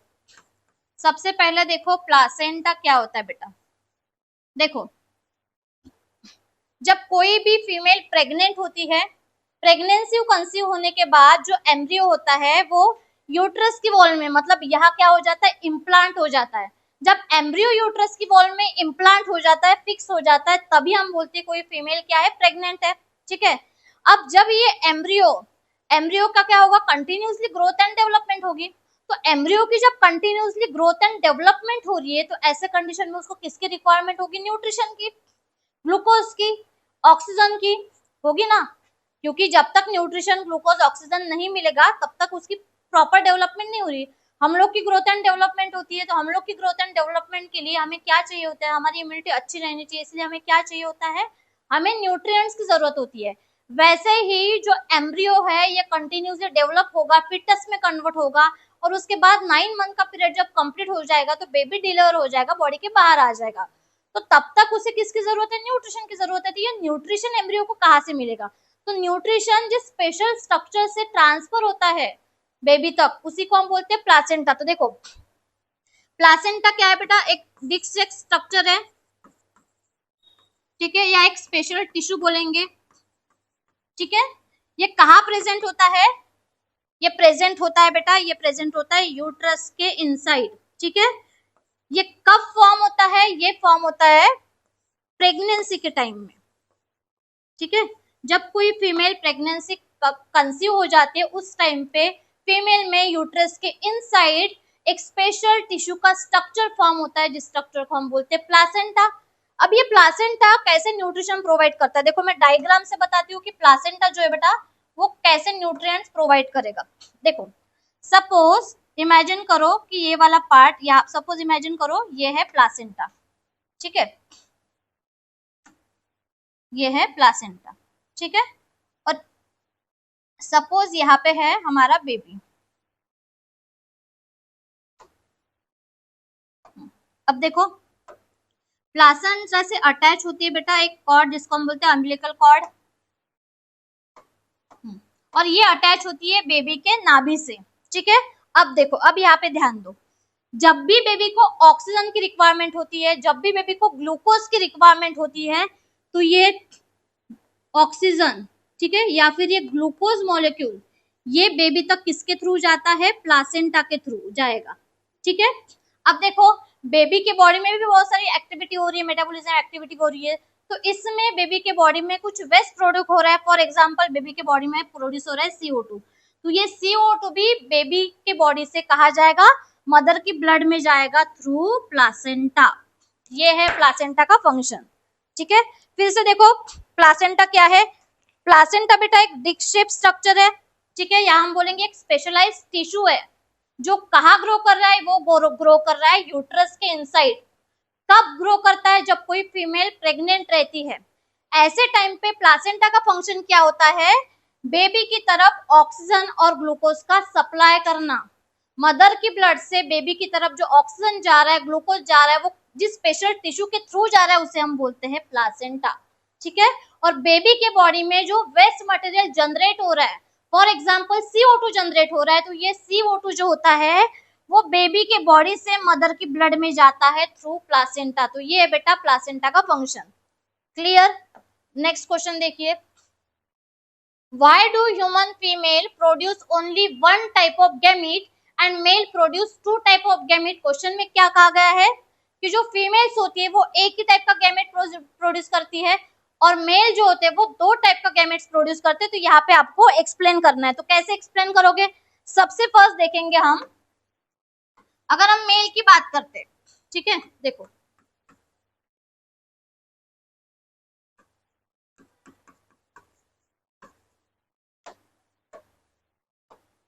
देखो अगर हम फीमेल की बात करते हैं तो फीमेल का जो मेल गैमेट होता है वो क्या है बेटा, XX, ठीक है। मेल का जो गैमेट्स होता है वो कौन सा है, XY। तो आपको यहाँ दिख रहे होंगे कि जो फीमेल का गैमेट है ये क्या है बेटा, एकदम सिमिलर है, एक ही टाइप का है XX। मेल का आपको दिख रहा है ये कैसे है, दो टाइप का है, तो ऐसा क्यों है। तो सबसे पहले समझो फीमेल का जो सेक्स क्रोमोसोम है बेटा, फीमेल का जो सेक्स क्रोमोसोम है कौन सा होता है, हमारे बॉडी में नंबर ऑफ क्रोमोसोम कितने एक सेल में, 46 है, ठीक है। 46 में से 44 होते हैं ऑटोसोम्स एंड 2 होते हैं बेटा सेक्स क्रोमोसोम, ठीक है। अब देखो जो फीमेल के सेक्स क्रोमोसोम है वो कौन से है, फीमेल के सेक्स क्रोमोसोम है XX। अगर फीमेल के सेक्स क्रोमोसोम XX है तो गैमेट्स भी क्या फॉर्म करेगी बेटा, फीमेल XX ही फॉर्म करेगी। ठीक है। अगर हम मेल की बात करते हैं, अगर हम मेल की बात करते हैं तो मेल प्रोड्यूस करता है गैमेट एक्स वाई। क्यों? क्योंकि मेल का जो सेक्स क्रोमोसोम होता है, मेल का जो सेक्स क्रोमोसोम होता है वो कौन सा है? वो है बेटा एक्स वाई। ठीक है। अगर मेल का जो क्रोमोसोम है वो एक्स वाई है तो गैमेट्स भी किसके फॉर्म हो गए? एक्स वाई के। क्लियर यहाँ पे? सेकंड देखो, ये क्वेश्चन चेंज आ गया क्या यहाँ पे? क्वेश्चन बीच में चेंज हो गया, कैसे हो गया अपने आप? Why do human female produce only one type of gamete and male produce two type of gamete? ठीक है। ह्यूमन फीमेल जो होती है इनके पास ये प्रोड्यूस करती है एक ही टाइप का गैमेट, जबकि मेल प्रोड्यूस करते हैं दो टाइप का गैमेट। तो आपको इस स्टेटमेंट को एक्सप्लेन करना है। कैसे एक्सप्लेन करोगे? सबसे पहले देखो, अगर हम मेल और फीमेल की बात करते हैं, ठीक है, मेल और फीमेल की बात करते बेटा, तो यहाँ पे मेल के जो सेक्स क्रोमोसोम होते हैं वो कौन से होते हैं और फीमेल के जो सेक्स क्रोमोसोम होते हैं वो कौन से होते हैं, आपको पता होना चाहिए। ठीक है। देखो, मेल में जो सेक्स क्रोमोसोम प्रेजेंट होता है वो होता है एक्स वाई, और फीमेल में जो सेक्स क्रोमोसोम है वो कौन सा है? X x. तो अगर आप सेक्स क्रोमोसोम की बात करते हो तो आपको दिख रहा है कि जो मेल का सेक्स क्रोमोसोम है इसमें आपको डिफरेंट टाइप का दिख रहा है, एक दिख रहा है एक्स और एक दिख रहा है वाई। अगर आप फीमेल की बात करते हो तो इसमें सेक्स क्रोमोसोम क्या है? सिमिलर है, दोनों सेम है, एक्स एक्स। अगर सेक्स क्रोमोसोम डिफरेंट है तो ये गैमेट भी डिफरेंट रहेगा। फीमेल में सेक्स क्रोमोसोम सेम ही है, एक ही टाइप का है, इसीलिए फीमेल में जो गैमेट बन रहा है वो एक्स एक्स का ही बन रहा है। नेक्स्ट देखो, right the genetic constitution of both gametes of the mail and female. ठीक है। तो आप कैसे लिखोगे इसको? जेनेटिक कंपोजिशन कैसे लिखोगे? देखो, जेनेटिक कंपोजिशन, ठीक है, कैसे लिखोगे? सबको पता होता है हमारे बॉडी के एक सेल में नंबर ऑफ क्रोमोसोम कितने होते हैं? 46। 44 होते हैं ऑटोसोम्स एंड 2 होते हैं सेक्स क्रोमोसोम। अगर मेल की बात करते तो मेल के सेक्स क्रोमोसोम कौन से हैं? एक्स एंड वाई, जो कि हमने अभी देखा डिफरेंट टाइप के हैं, और फीमेल के सेक्स क्रोमोसोम होते हैं एक्स एंड एक्स, जो कि सेम टाइप के। अभी हम लोगों ने ये वाला कंसेप्ट देखा है। ठीक है। तो 46 क्रोमोसोम है, इसका मतलब क्या बेटा? 23 का पेयर है। ठीक है। 23 का पेयर है तो 22 जो है वो ऑटोसोम रहेंगे plus one pair of sex chromosome. ठीक है। बट अगर हम मेल की बात करते हैं, यहाँ हम देखते हैं मेल का। ठीक है। तो मेल के पास क्या है बेटा? 22 प्लस एक्स। ठीक है। 22 प्लस वाई, क्योंकि मेल के पास एक एक्स है और एक वाई है।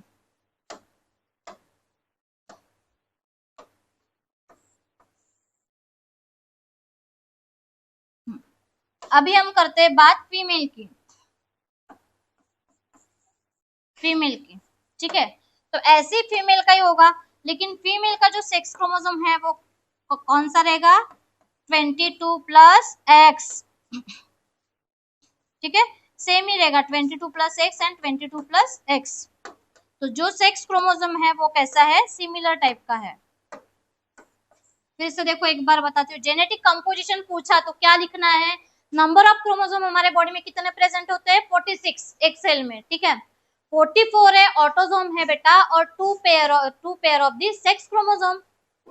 अब देखो, उसमें बात करते हैं 22 autosomes and 2 sex chromosome present होते हैं। तो अगर हम बात करेंगे 46 टोटल क्रोमोसोम है तो 23 का पेयर होगा। तो 23 का पेयर है तो 22 autosome and 1 sex chromosome, 22 autosome and 1 sex chromosome. ठीक है, ये हो गया मेल का। फीमेल का देखो, 22 autosome and 1 sex chromosome, 22 autosome and 1 sex chromosome. ये है जेनेटिक कंपोजिशन। क्लियर? नेक्स्ट देखो, the sex of the newborn child is a matter of chance and none of the parents may be considered responsible for it. Justify the statement with the help of flow chart showing sex determination in human being। देखो, इस question में पहले तो ending में clearly दिया है कि आपको सेक्स डिटर्मिनेशन का चार्ट शो करना है, ये तो क्लियर ही है। लेकिन पहले देखो, सबसे पहले इस क्वेश्चन में क्या कहा गया है कि जो न्यूबॉर्न बेबी का सेक्स डिटर्मिनेशन हो रहा है बेटा, ये एक मैटर ऑफ चांस है। इसके लिए हम ये नहीं बोल सकते कि कोई पेरेंट्स इसके लिए रिस्पॉन्सिबल है। तो ये कैसे है? तो सिंपल एक एग्जांपल देती हूँ। अगर आपने एक कॉइन लिया और उसको टॉस किया, ठीक है, तो टॉस करने के बाद एक तो हेड आएगा या फिर टेल आएगा। हम डायरेक्ट अगर ये बोल दे कि नहीं नहीं हेड ही आना चाहिए तो हेड ही आएगा, ऐसा कंपलसरी नहीं है। या फिर मैंने ये बोल दिया कि टेल ही आना चाहिए तो टेल आएगा, ये कंपलसरी नहीं है। तो हम ये मानते हैं कि जो कॉइन हमने टॉस किया है तो 50% चांसेस हो गए कि हेड आ सकता है, 50% चांसेस हो गए कि क्या आ सकता है, टेल आ सकता है। ठीक है, ऐसे ही है बेटा सेम सेक्स डिटर्मिनेशन का। ठीक है, जब भी कोई मेल और फीमेल का सेक्सुअल इंटरकोर्स होता है फर्टिलाइजेशन के टाइम पे, हम लोग ये डिसाइड नहीं करते कि नहीं बेबी गर्ल ही होनी चाहिए तो बेबी गर्ल ही होगी, या हमने डिसाइड किया बेबी बॉय होना चाहिए तो बेबी बॉय होगा, ऐसे नहीं होता। जब किसी भी मेल और फीमेल में सेक्सुअल इंटरकोर्स हो रहा है तो मेल का जो गैमीट होता है स्पर्म, इसमें अगर एक्स क्रोमोसोम फीमेल के एक्स क्रोमोसोम के साथ फर्टिलाइज हो रहा है तो बेबी जो होगी वो गर्ल होगी। अगर मेल का वाई क्रोमोसोम फीमेल के एक्स क्रोमोसोम के साथ फर्टिलाइज होगा तो बेबी जो है वो बॉय होगा। तो इसमें भी चांसेस कैसे 50-50% है। देखो एक्सप्लेन करके बताती हूँ। देखो मेल की बात करते हैं, ठीक है, और फीमेल की बात करते हैं। अब सबसे पहले लिख लेंगे सेक्स क्रोमोसोम। ठीक है, सेक्स क्रोमोसोम, मेल की जो सेक्स क्रोमोसोम है वो है बेटा XY। ठीक है, फीमेल की जो सेक्स क्रोमोसोम है वो कौन से है, XX। ठीक है, जब भी फर्टिलाइजेशन की प्रोसेस होती है मेल का, फीमेल में तो ऑलरेडी XX ही है तो कोई प्रॉब्लम ही नहीं है। जब मेल का X क्रोमोसोम फीमेल के X क्रोमोसोम के साथ फर्टिलाइज होगा तो ये हो जाएगा XX। तो जो बेबी होगी वो क्या होगी, बेबी गर्ल होगी। ठीक है, जब मेल का Y क्रोमोसोम फीमेल के X क्रोमोसोम के साथ फर्टिलाइज होगा तब क्या होगा बेटा, ये पेयर जो होगा वो किसका होगा, XY का। और XY का जो सेक्स क्रोमोसोम है वो किसका होता है, बेबी बॉय का होता है। ठीक है, तो यहाँ पे हम लोगों ने क्या देखा कि 50% चांसेस होते हैं। ठीक है, 50-50% चांसेस होते हैं कि बेबी बॉय होगा कि बेबी गर्ल होगी। ठीक है, तो ये हम डिसाइड नहीं कर सकते, इसलिए कहा है कि ये क्या है, मैटर ऑफ चांस है। हाँ, हम ये बोल सकते हैं कि मेल पेरेंट्स रिस्पॉन्सिबल होता है on the basis of their genetic composition, on the basis of their sex chromosome, but हम ये नहीं बोल सकते कि हम पहले से डिसाइड कर लेंगे। ठीक है, इसलिए कंसेप्ट में कहा गया है कि ये क्या है, मैटर ऑफ चांस है। क्लियर है?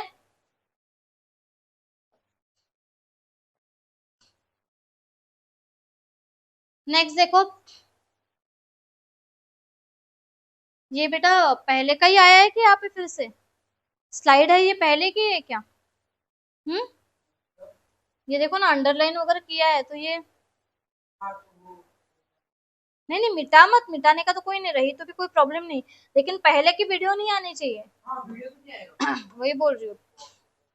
देखो next question, if we cross breed tall pea plant with a pure breed dwarf pea plant, answer the following question. ठीक है, सबसे पहले देखो कि क्वेश्चन में क्या कहा गया है। उन्होंने क्या बोला कि सबसे पहले क्या लिया है, टॉल पी प्लांट।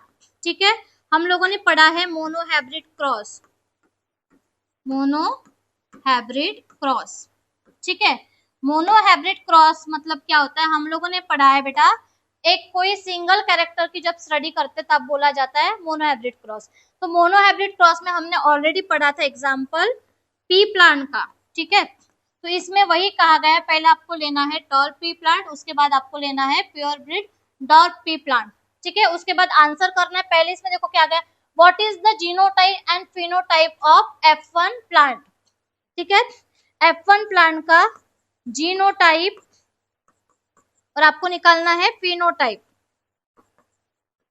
देखो सबसे पहले बेटा आपको यही पता होना चाहिए कि जीनोटाइप क्या होता है, फिनोटाइप क्या होता है।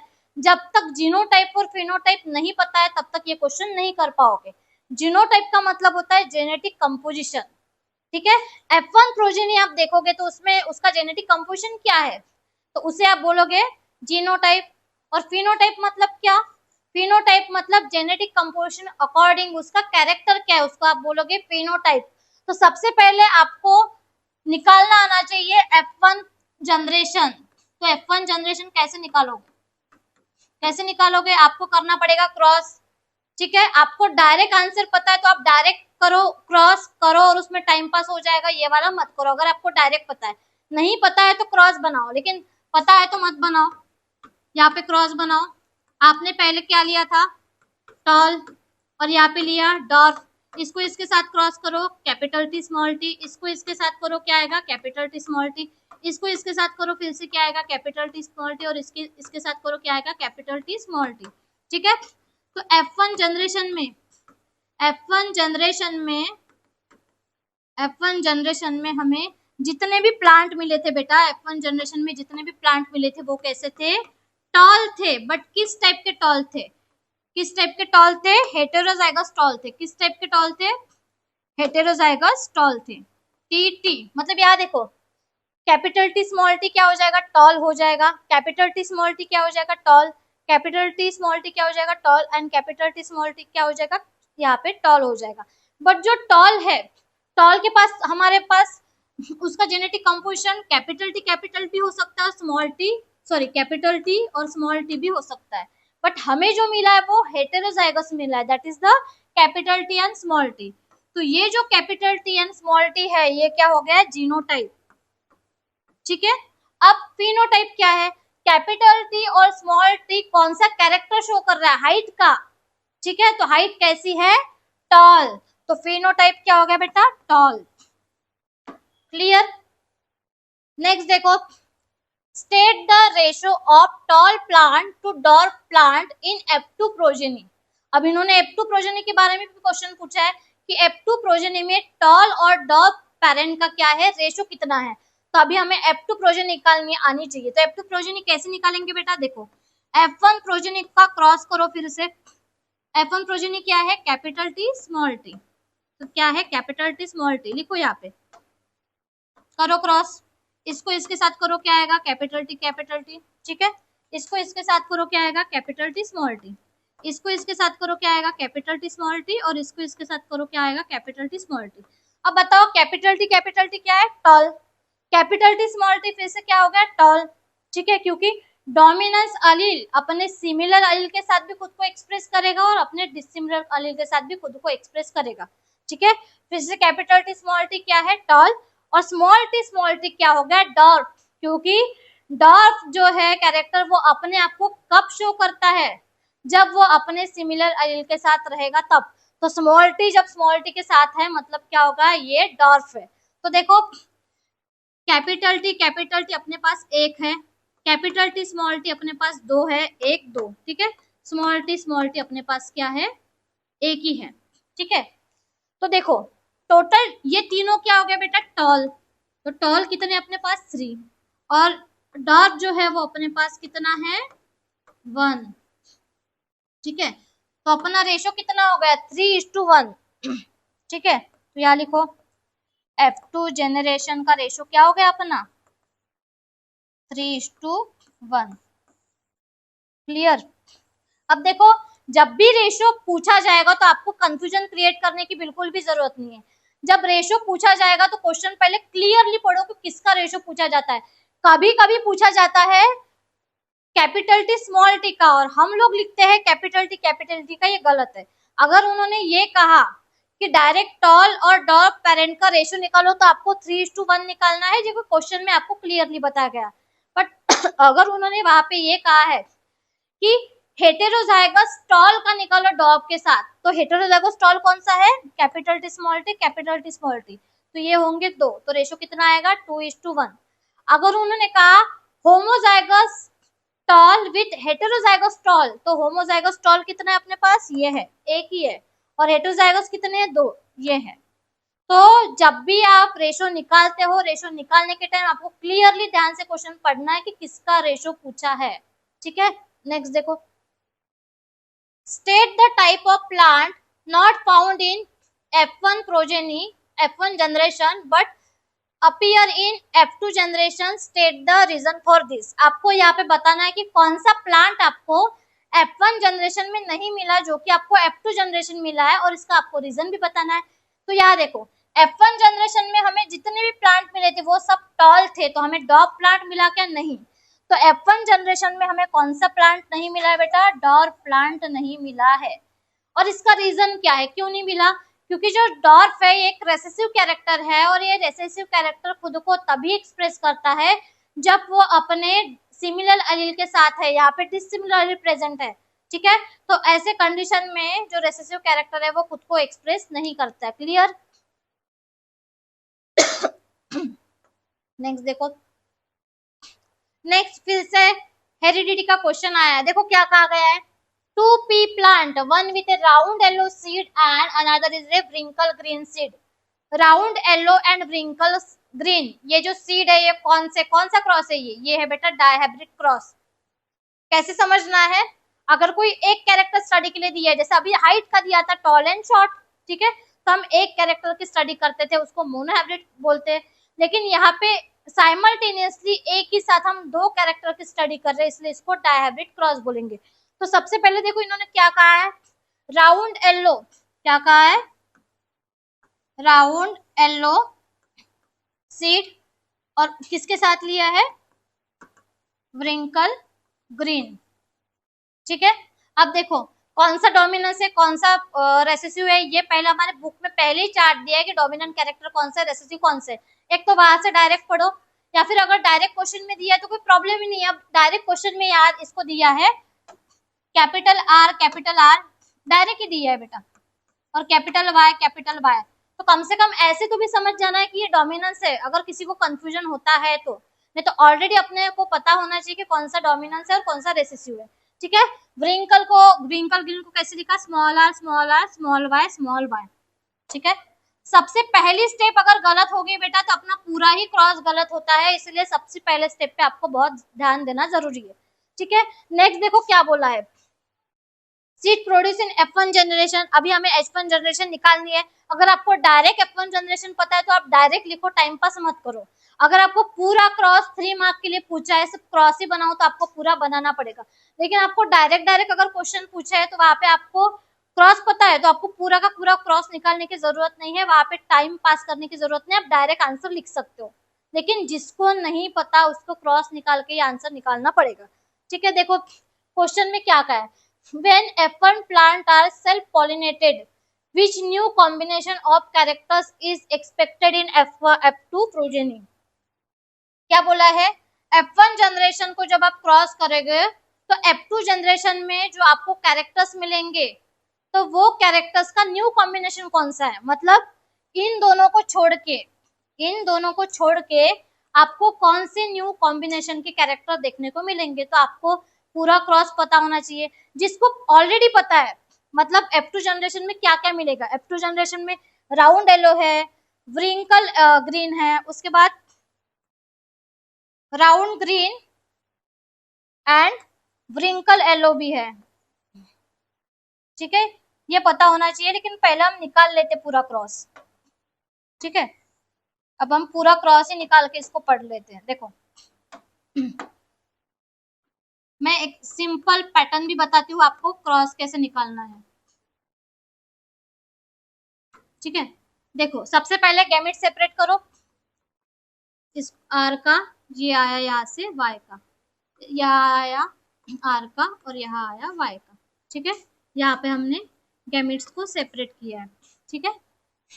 इसको इसके साथ लेके जाओ, इसको इसके साथ लेके जाओ, क्या आएगा आर आर वाई वाई, ठीक है। अब देखो capital R small r, capital R जो राउंड कैरेक्टर है वो क्या है बेटा, शेप का डोमिनेंट है, और जो सीड का कलर है येलो वो भी क्या है, डोमिनेंट है, ठीक है।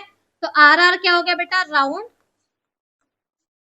और कैपिटल वाई स्मॉल वाई क्या हो गया, येलो।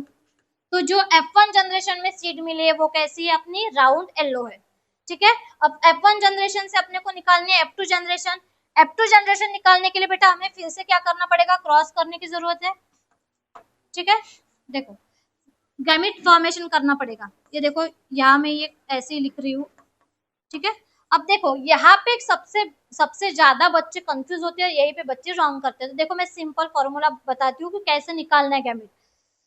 देखो इसको इसके साथ लेके जाओ, इसको इसके साथ लेके जाओ, इसको इसके साथ लेके जाओ, इसको इसके साथ लेके जाओ। अगर ऐसा नहीं जमता देखो क्या करना है, इसको नंबर दो 1, इसको नंबर दो 2, इसको दो 3, इसको दो 4 नंबर। ठीक है, क्या करना है, फॉर्मूला यूज करना है आपको 13, ठीक है, मतलब 1 3 और 2 4, 13 24। ठीक है, ये फॉर्मूला याद रखो, इससे आप डायरेक्ट गैमेट का फॉर्मेशन कर सकते हो। ठीक है, देखो मैं करके दिखाती हूँ। अगर ऐसे नहीं जमता तो ऐसे करो, देखो R R Y Y, ये है 1, ये है 2, ये है 3, ये है 4। देखो इसको इसके साथ लेके जाओ, 1 को 3 के साथ दिया है 13 फॉर्मूला, तो क्या आएगा R कैपिटल Y। ठीक है, फिर इसको इसके साथ लेके जाओ। ठीक है, एक मिनट बेटा।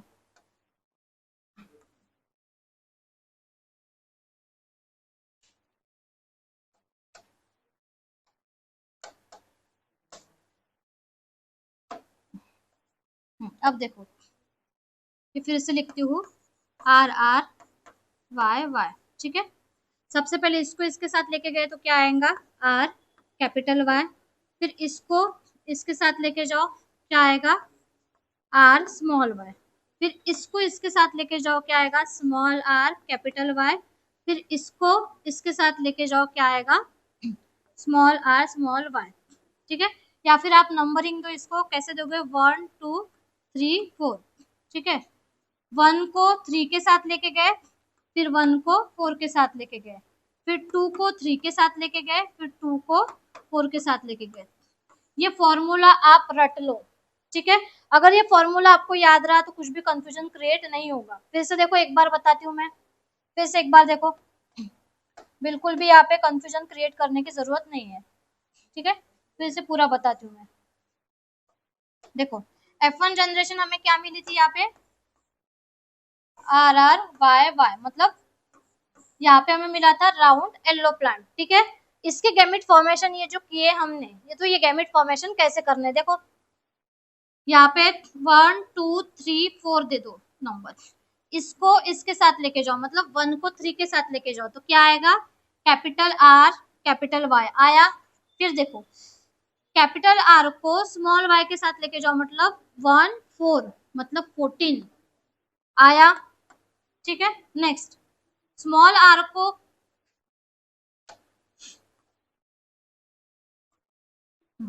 स्मॉल y के साथ, पहले कैपिटल Y के साथ लेके जाओ, तो क्या आएगा 23 आया यहाँ पे। फिर स्मॉल r को स्मॉल y के साथ लेके जाओ, तो क्या आएगा 24 आया यहाँ पे। तो ऐसे आपको गैमेट फॉर्मेशन करने हैं। ठीक है, तो देखो अब आपको फिर से क्रॉस कैसे निकालना है।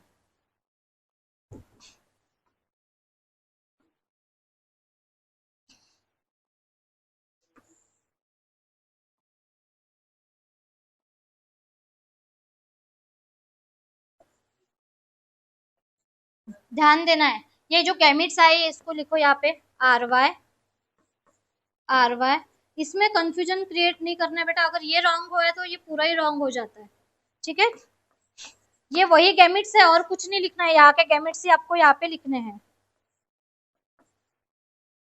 देखो फॉर्मेशन बताती हूँ, इसको इसके साथ क्रॉस करो, क्या आएगा capital R capital Y capital आया, इसको इसके साथ करो capital R capital Y small y। अब इसको इसके साथ करो capital R small r capital Y, इसको इसके साथ करो capital R small r capital Y small y। समझा? अब सेकंड, इसको इसके साथ करो कैपिटल R। ठीक है, फिर कैपिटल Y और यहाँ क्या है स्मॉल y, कैपिटल R, यहाँ दोनों y कैसे है स्मॉल है। ठीक है, फिर देखो इसको इसके साथ करो कैपिटल R स्मॉल r, और ये स्मॉल y है और ये कैपिटल है, तो कैपिटल Y स्मॉल y। ठीक है, फिर कैपिटल R स्मॉल r, ठीक है, और स्मॉल y, फिर स्मॉल r कैपिटल R, मतलब कैपिटल R स्मॉल r, दोनों y यहाँ पे कैपिटल है। ठीक है, capital R capital Y small y, दिख रहा है यहाँ पे। फिर इसको इसके साथ करो स्मॉल r कैपिटल Y। ठीक है, फिर small r capital Y small y, फिर इसको इसके साथ करो, capital R capital Y small y, फिर इसको इसके साथ करो, capital R small y small y, फिर इसको इसके साथ करो, small r capital Y small y, फिर इसको इसके साथ करो, small r small y small i. तो सबसे पहले आपको यहाँ पे देखना है कि कौन से सीड मिले हैं। तो कैपिटल आर कैपिटल वाई, ये कौन सा हो गया बेटा, राउंड येलो, ठीक है। तो राउंड येलो एक हो गया, ठीक है, राउंड करती हूँ, ये कौन सा हो गया, ये भी राउंड और yellow. Capital R small r round, capital Y क्या हो गया, येलो। फिर देखो capital R capital Y small y round yellow, फिर से ये हो गया राउंड येलो, ठीक है। अब ये राउंड ग्रीन हो गया बेटा, ये कौन सा हो गया, राउंड ग्रीन, ठीक है। फिर से ये हो गया राउंड येलो, ठीक है। ये राउंड ग्रीन,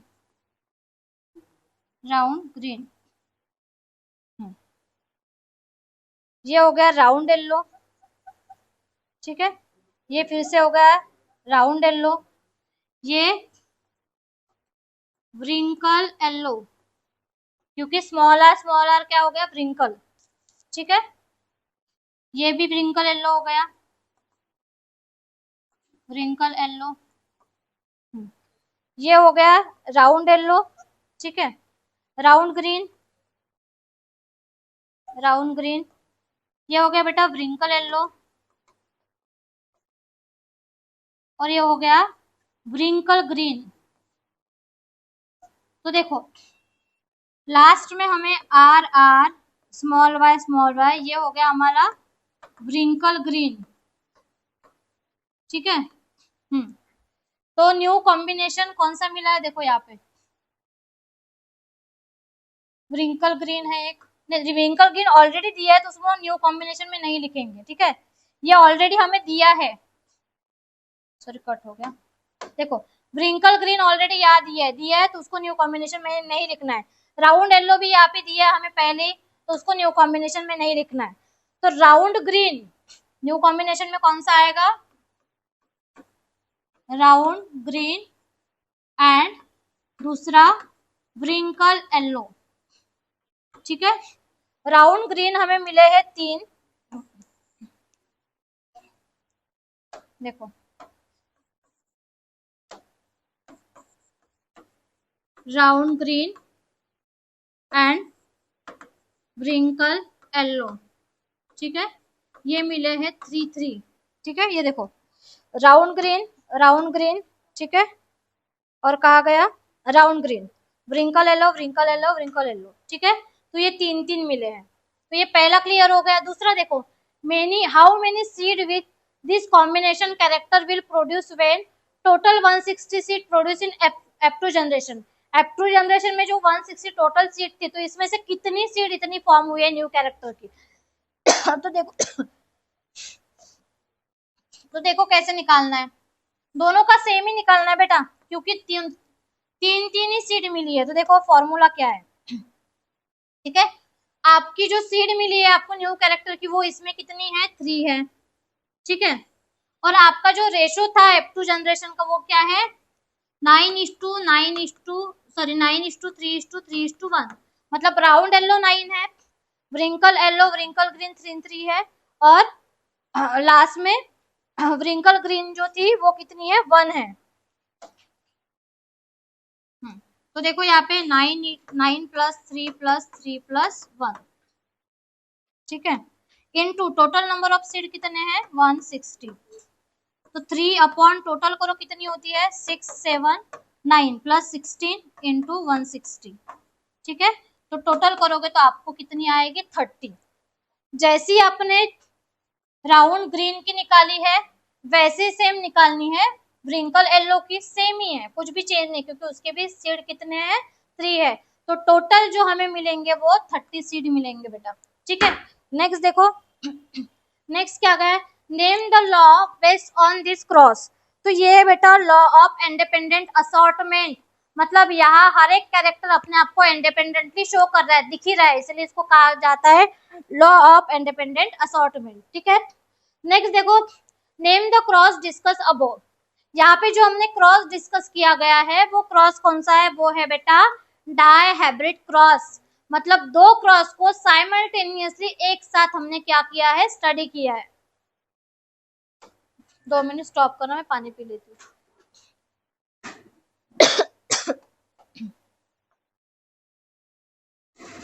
हो गया, चलो ये क्वेश्चन हमने किया था। तो क्वेश्चन थोड़ा बहुत हमें लेंदी लग रहा है। लेंदी कब लगेगा क्वेश्चन, जब हमें डायहाइब्रिड क्रॉस पहले पता नहीं है, पूरा निकालना पड़ेगा तो टाइम लगेगा। अगर आपको डायरेक्ट पता है तो मैंने पहले ही बोल दिया कि आप डायरेक्ट आंसर लिख सकते हो। सिंपली मैं डायरेक्ट बताती हूँ कैसे सॉल्व करना है, एक बार रिवाइज देखो। आपको ऑलरेडी क्या दिया है, राउंड येलो, राउंड येलो, ठीक है, and wrinkle green, wrinkle green, ठीक है, ये दो तो आपको ऑलरेडी दिए हैं। ठीक है, तो ये है बेटा डोमिनेंस कैरेक्टर का, और व्रिंकल ग्रीन जो है वो है अपना रेसेसिव कैरेक्टर का। ठीक है, तो आपको ए में बताना है कि न्यू कॉम्बिनेशन कौन सा है F2 जनरेशन में। ठीक है, F2 जनरेशन का न्यू कॉम्बिनेशन आपको बताना है।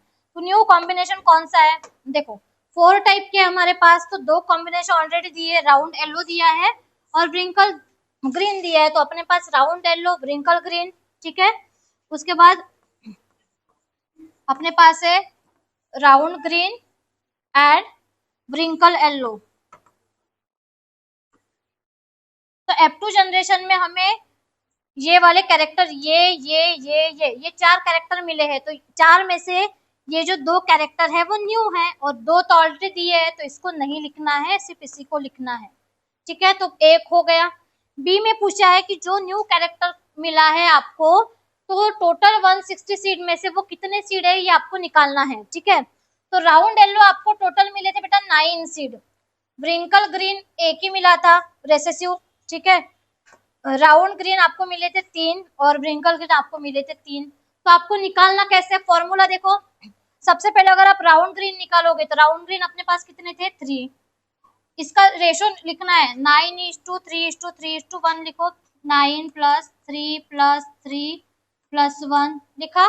टोटल नंबर ऑफ सीट कितनी दी है, 160 लिखो यहाँ पे, 160, ठीक है, 3/7, ठीक है, कितना होगा, 9 + 7 हो गया 16 × 160। इसको इसके साथ मल्टीप्लाई करो, डिवाइड करो, तो आंसर आता है आपका 30। ठीक है, तो आपका यहाँ पे आंसर आएगा 30, किसका, राउंड ग्रीन का, और व्रिंकल येलो का भी कितना आएगा, 30 आएगा, क्योंकि सेम ही है, कोई भी चेंज नहीं है। ठीक है, name the law of independent, law on the base of cross, ये है इंडिपेंडेंट असॉर्टमेंट। ठीक है, next, name the cross discuss about. ऊपर जो क्रॉस डिस्कस किया गया है तो उसमें 2 कैरेक्टर है, एक है बेटा शेप का और एक है कलर का, सीड के। तो 2 कैरेक्टर जब साइमल्टेनियसली स्टडी करते हैं उसको हम बोलते हैं डायहाइब्रिड क्रॉस। तो ये कौन सा है, डायहाइब्रिड क्रॉस। क्लियर, चलो next question. List 2 way in which biodegradable substances would affect the environment. Biodegradable substances क्या होते हैं बेटा, ऐसे सब्सटेंसेस जो टाइम पीरियड के साथ क्या होते हैं, डिकम्पोज होते हैं, इसी सब्सटेंसेस को हम बोलते हैं बायोडिग्रेडेबल सब्सटेंसेस। तो क्या ये बायोडिग्रेडेबल सब्सटेंसेस हमारे एनवायरनमेंट पे कुछ अफेक्ट करते हैं, हाँ बिल्कुल अफेक्ट करते हैं। देखो जब बायोडिग्रेडेबल सब्सटेंसेस जब डिकम्पोज होते हैं टाइम पीरियड के साथ, क्या बोला है मैंने कि बायोडिग्रेडेबल सब्सटेंसेस जब टाइम पीरियड के साथ डिकम्पोज होते हैं, तो जब इनकम्प्लीट डिग्रेडेशन होता है, पहला इनकम्प्लीट डिग्रेडेशन, जब इनकम्प्लीट डिग्रेडेशन होता है तो इनकम्प्लीट डिग्रेडेशन के टाइम जो डिसीज कॉजिंग मैक्रोब्स होते हैं, डिसीज कॉजिंग मैक्रोब्स, ये क्या करेंगे बेटा, ये क्या करेंगे, ग्रो करेंगे। ठीक है, ये ब्रीड करेंगे, ग्रो करेंगे और डिसीज को स्प्रेड करेंगे। ये हो गया पहला अफेक्ट हमारे इन्वायरमेंट पे। दूसरा क्या है बेटा, दूसरा देखो क्या बोला इन्होंने, हाँ दूसरा अफेक्ट क्या है, देखो यहाँ पे हो जाएगा एयर पोल्यूशन, ठीक है, क्या होगा, एयर पोल्यूशन। और साथ में हम देखते हैं आजू बाजू में कहीं कचरा पड़ा है जो डिकम्पोज हो रहा है, तो वहां से आपको स्ट्रॉन्ग स्मेल आती है कि नहीं आती, बिल्कुल आती है। तो ये एयर पोल्यूशन करता है और यहाँ से क्या आती है, स्ट्रॉन्ग स्मेल भी आती है। फिर से देखो question, list two way in which biodegradable substances affect the environment. Biodegradable substances हमारे इन्वायरमेंट पे कैसे अफेक्ट करते हैं बेटा, तो जहां पे बायोडिग्रेडेबल सब्सटेंसेस है, जहां पे डिकम्पोजिशन की प्रोसेस हो रही है, तो जब ये डिग्रेडेशन इनकम्प्लीट होते हैं, यहाँ पे बहुत सारे माइक्रो ऑर्गेनिज्म ग्रो करते हैं, बहुत सारे disease causing micro organism grow करेंगे और डिसीज कॉज करेंगे हमारे बॉडी में। ये पहला अफेक्ट हो गया। और दूसरा, आप देखते हो इधर उधर कुछ कचरा पड़ा है तो वहां पे बहुत ही गंदी स्मेल आती है, स्ट्रॉन्ग स्मेल आती है, और ये एयर पोल्यूशन भी कॉज करता है, ठीक है। ये हो गए दो उसके affect. Next, list two methods of safe disposal of biodegradable waste. Biodegradable जो वेस्ट होता है उसकी कुछ सेफ मेथड है, हाँ हमने पढ़ा है रिसाइकलिंग, ठीक है, हमने पढ़ा है कंपोस्ट फॉर्मेशन। देखो रिसाइकलिंग जब होती है बेटा, जैसे कोई पेपर वगैरह होते हैं, प्लास्टिक वगैरह होते हैं, ठीक है, तो ये पेपर बैग है, प्लास्टिक है, पॉलिथीन वगैरह होते हैं, इसकी जब रिसाइकलिंग करेंगे तो इसी से क्या किया जाएगा, न्यू प्रोडक्ट को फॉर्म होगा। तो इससे हम ये बोलेंगे कि पोल्यूशन भी नहीं होगा। ये तो biodegradable substances non biodegradable substances इधर उधर पड़े हैं, तो ये क्या करेंगे, पोल्यूशन क्रिएट करेंगे, क्योंकि ये टाइम पीरियड के साथ क्या नहीं हो रहे, डिकम्पोज नहीं हो रहे, कचरा इधर उधर पड़ा ही है। तो इससे अच्छा है कि ये जो प्रोडक्ट है या ये जो वेस्ट मटेरियल है इसकी हम रिसाइकलिंग करेंगे। तो रिसाइकलिंग करते टाइम इसी से क्या होगा बेटा, न्यू प्रोडक्ट हम फॉर्म कर सकते हैं। सेकंड हम देखते हैं कंपोस्ट फॉर्मेशन, ठीक है। कंपोस्ट फॉर्मेशन में क्या होगा, कंपोस्ट कैसे फॉर्म किया जाता है, सबसे पहले हम देखते हैं कि कंपोस्ट फॉर्मेशन के टाइम आपको क्या करना है। देखो आपके घर में बहुत सारा वेस्ट मटेरियल होता है, जैसे मान के चलते हैं कि हम सब्जी वगैरह बनाते हैं तो वेजिटेबल पील वगैरह होते हैं ना, आलू की सब्जी बनाई तो आलू के पील वगैरह होते हैं, आउटर कवरिंग, ठीक है, प्याज की आउटर कवरिंग होती है, या किसी फ्रूट की आउटर कवरिंग है। वेजिटेबल जो हम फेंकते तो ऐसे बड़ा सा एक पीट बना दिया, गड्ढा बना दिया, तो जैसे सब्जी बनाई, आलू की सब्जी बनाई तो छिलके इधर है, प्याज के छिलके डाल दिए। घर के आसपास प्लांट के रेसिड्यू पड़े हैं, ठीक है, प्लांट के लीफ पड़े हैं, स्टेम वाला पार्ट पड़ा है, तो लीफ स्टेम वाला पार्ट उठा और बड़े से गड्ढे में डाल दो, ठीक है। टाइम फिर आपको उसके बाद क्या करना है, इसको आपको प्रॉपर कवर कर देना है। टाइम पीरियड के साथ बेटा ये जो मैटर वेस्ट मैटर है ये क्या हो जाएगा, डिकम्पोज हो जाएगा, और डिकम्पोज होने के बाद जो कंपाउंड फॉर्म होता है उसको आप क्या बोलते हो, कंपोस्ट। इसको आप क्या कर सकते हो, इसको आप एज ए मैन्योर यूज कर सकते हो। क्या यूज कर सकते हो, एज ए मैन्योर। आपके घर में प्लांट है, ये मैन्योर आपको उठाना है और प्लांट की सॉइल में उसको ऐड करना है, तो ये प्लांट की ग्रोथ एंड डेवलपमेंट में हेल्प करेंगे, क्योंकि इसमें क्या प्रेजेंट है, इसमें प्रेजेंट है न्यूट्रिएंट्स, इसमें कुछ ऐसे माइक्रो ऑर्गेनिज्म प्रेजेंट है जो प्लांट के लिए हेल्पफुल रहते हैं, ठीक है। फिर से देखो एक बार, leads to way in which biodegradable substances would affect the environment। Biodegradable substances हमारे एनवायरनमेंट पे कैसे अफेक्ट करते हैं, देखो बायोडिग्रेडेबल सब्सटेंसेस जब टाइम पीरियड के साथ डिकम्पोज होते हैं, तो जब इनकम्प्लीट डिकम्पोजिशन की प्रोसेस होती है, इनकम्प्लीट डिग्रेडेशन होता है, तो वहां पे डिसीज कॉजिंग माइक्रोब्स फॉर्म होते हैं बेटा, और ये डिसीज कॉजिंग माइक्रोब जो है वो हमारी बॉडी में डिसीज कॉज करते हैं, वहां पे वो ग्रो करते हैं। सेकंड, जब हम बाहर कहीं जाते हैं, आपको दिख रहा है कहीं कुछ कचरा पड़ा हुआ है, वो डिकम्पोज हो रहा है, तो वहां पे आपको स्ट्रॉन्ग स्मेल आती है, ठीक है, तो यहाँ पे स्ट्रॉन्ग स्मेल आ रही है, तो ये एयर पोल्यूशन भी कॉज करता है। बी में देखो क्या किया है कि आपको दो कोई भी मेथड बतानी है सेफ वेस्ट डिस्पोजल की, ठीक है, जो कि बायोडिग्रेडेबल वेस्ट है, क्योंकि बायोडिग्रेडेबल वेस्ट रहेगा तभी वो टाइम पीरियड के साथ डिकम्पोज होगा, अदरवाइज वो डिकम्पोज नहीं होगा। तो पहला हमने देखा है रिसाइकलिंग। तो देखो प्लास्टिक बैग वगैरह होती है, पॉलीथीन होते हैं, या हम बोलेंगे पेपर वगैरह होते हैं, इनकी रिसाइकलिंग करके अगर वेस्ट है तो हमने काड़ी कचरा बाहर फेंक दिया, डस्टबिन में फेंक दिया, ठीक है। तो हमें पता है जो कचरे उठाने वाले आते हैं वो कलेक्ट वगैरह करते हैं, आजू बाजू में कहीं देखते हैं कोई कोई लोग होते हैं जो बॉटल वगैरह उठाते हैं, तो वो क्या करते हैं, उसको उठाते हैं और लेके जाते हैं। तो उसका करते क्या है, तो उसकी होती है बेटा रिसाइकलिंग की प्रोसेस। तो रिसाइकलिंग की प्रोसेस में ये प्लास्टिक बैग है, ये बॉटल्स वगैरह है, ठीक है, या कुछ पेपर वगैरह रहते हैं, उसको रिसाइकल करके उसी से न्यू प्रोडक्ट का फॉर्मेशन होता है जो कि सेफ है, ठीक है। सेकंड है बेटा कंपोस्ट फॉर्मेशन। कंपोस्ट फॉर्मेशन कैसे होता है, कंपोस्ट फॉर्मेशन में क्या करना है, जैसे हमारे घर में वेस्ट मटेरियल होता है, किचन का वेस्ट, जैसे हमने सब्जी बनाई तो आलू की सब्जी बनाई तो आलू की पील है, प्याज काटा है तो प्याज की पील है, ठीक है। उसके बाद हमारे घर में किचन में जितना भी वेस्ट मटेरियल होता है उसको लाना है, ऐसे बड़ा सा पिट बनाना है, ऐसे गड्ढा बनाना है। इस गड्ढे में आपने जितने भी घर का वेस्ट मटेरियल है वो सभी वेस्ट मटेरियल ऐड करना है। उसके बाद घर के आजू बाजू में आपको दिख रहा है प्लांट के कुछ रेसिड्यू है, लीफ है, वो भी उठाना है, काउडंग है वो भी उठाना है, वो सब यहाँ ऐड करना है और इसको कवर कर देना है। ठीक है। एक टाइम पीरियड के साथ ये क्या हो जाएगा बेटा, डिकम्पोज हो जाएगा, और डिकम्पोज होने के बाद इससे जो कंपाउंड फॉर्मेशन होता है उसी को हम बोलते हैं कंपोस्ट या फिर मैन्योर। तो इसको एज ए मैन्योर हम यूज करते हैं। आपके घर में प्लांट है तो गमले में आपने प्लांट लगाया तो सॉइल में आप मैन्योर को उठाओ और सॉइल में थोड़ा थोड़ा ऐड कर दो, तो ये क्या करेगा, ये बेटा प्लांट की ग्रोथ के लिए हेल्प करेगा। क्लियर।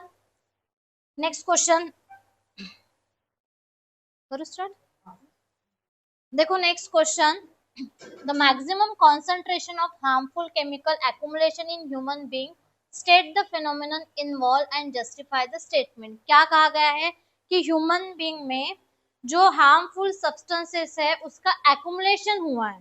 तो बेटा ये टर्म हमने कहाँ पे पढ़ी है, ये हमने पढ़ा है अवर इन्वायरमेंट चैप्टर में। इस चैप्टर में हमने क्या पढ़ा था कि ईस्ट ट्रॉपिक लेवल में जो हार्मफुल सब्सटेंसेस होते हैं उसका कॉन्सेंट्रेशन क्या होता है, इंक्रीज होता है। इसी टर्म को हम क्या बोलते हैं, बायोलॉजिकल मैग्निफिकेशन। इसको हम क्या बोलते हैं बेटा, बायोलॉजिकल मैग्निफिकेशन।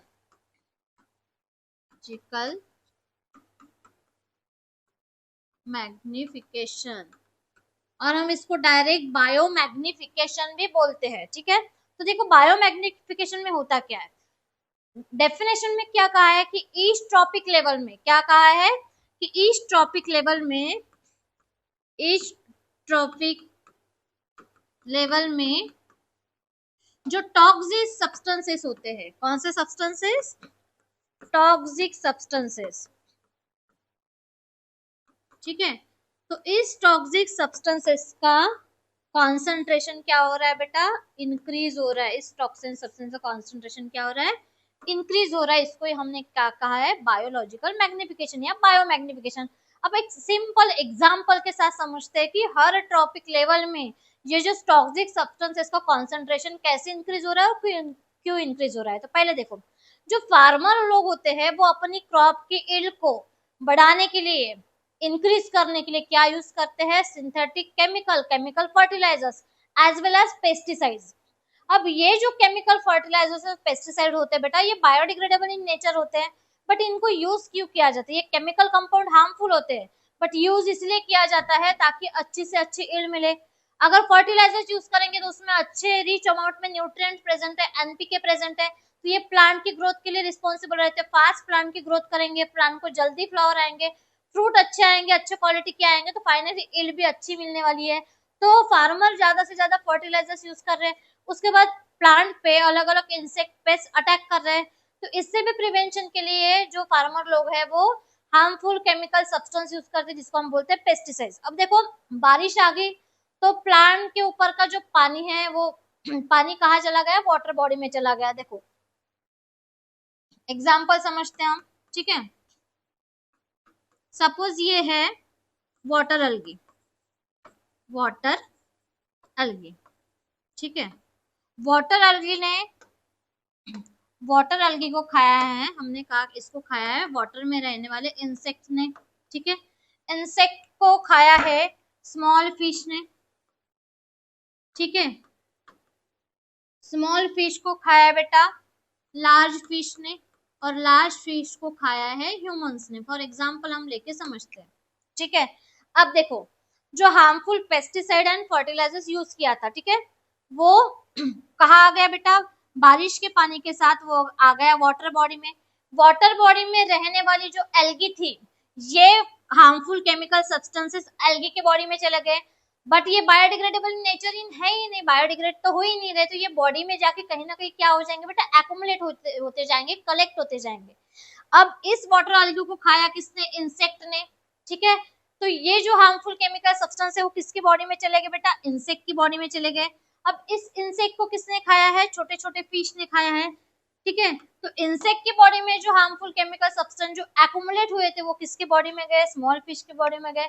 स्मॉल फिश को खाया है लार्ज फिश ने, तो लार्ज फिश के बॉडी में फिर से ये सब्सटेंसेस ट्रांसफर हुए हैं और लार्ज फिश को खाया बेटा ह्यूमंस ने, तो ये जो हार्मफुल केमिकल सब्सटेंस है ये कहाँ चले गए, ह्यूमंस बॉडी में चले गए। बट जो केमिकल सब्सटेंस एक दूसरे के बॉडी में ट्रांसफर हो रहे हैं वो बायोडिग्रेडेबल नेचर ही नहीं है।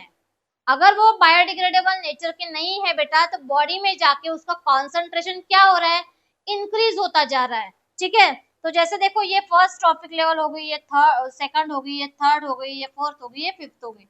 ठीक है, तो सबसे इतना याद रखना है कि सबसे लास्ट में जो ट्रॉपिक लेवल रहेगी, जैसे यहाँ पे दिया है ह्यूमन बीइंग, तो लास्ट वाली ट्रॉपिक लेवल में जो टॉक्सिक सब्सटेंस है उसका कॉन्सेंट्रेशन सबसे ज्यादा रहेगा। मतलब क्वेश्चन में पूछा गया, आपको फूड चेन दी है और क्वेश्चन में पूछा गया है कि सबसे ज्यादा बायोलॉजिकल मैग्निफिकेशन या टॉक्सिक सब्सटेंसेस का सबसे ज्यादा कॉन्सेंट्रेशन किस में प्रेजेंट रहेगा, तो हमेशा अपने दिमाग में फिट करना है कि जो लास्ट वाली ट्रॉपिक लेवल रहेगी उसमें सबसे ज्यादा क्या रहेगा, टॉक्सिक सब्सटेंसेस का कॉन्सेंट्रेशन रहेगा। मतलब यहाँ पे ह्यूमन बीइंग है तो ह्यूमन बीइंग के बॉडी में क्या रहेगा, सबसे ज्यादा एक्युमुलेशन रहेगा। फिर से देखो एक बार क्वेश्चन दिया है, maximum concentration of harmful chemical accumulation in human being, state the phenomenon involve and justify the statement. चलो नेक्स्ट क्वेश्चन देखो, what is the full form of UNEP. B में दिया है damage to the ozone layer is cause of concern, justify the statement. And c में दिया है what are the step take by UNEP to save the ozone. तो सबसे पहले देखो ये जो क्वेश्चन दिया गया है ये क्वेश्चन है चैप्टर, कौन से चैप्टर में का, अवर इन्वायरमेंट। तो अवर इन्वायरमेंट में से जो हमारा टॉपिक है ओजोन लेयर, तो ये ओजोन लेयर का पूरा टॉपिक इस क्वेश्चन में कवर हुआ है। तो सबसे पहले देखो यहाँ पे आपको यूएनईपी का फुल फॉर्म लिखना है। तो यूएनईपी का फुल फॉर्म क्या है, इसका फुल फॉर्म है बेटा यूनाइटेड नेशंस एनवायरमेंट प्रोग्राम।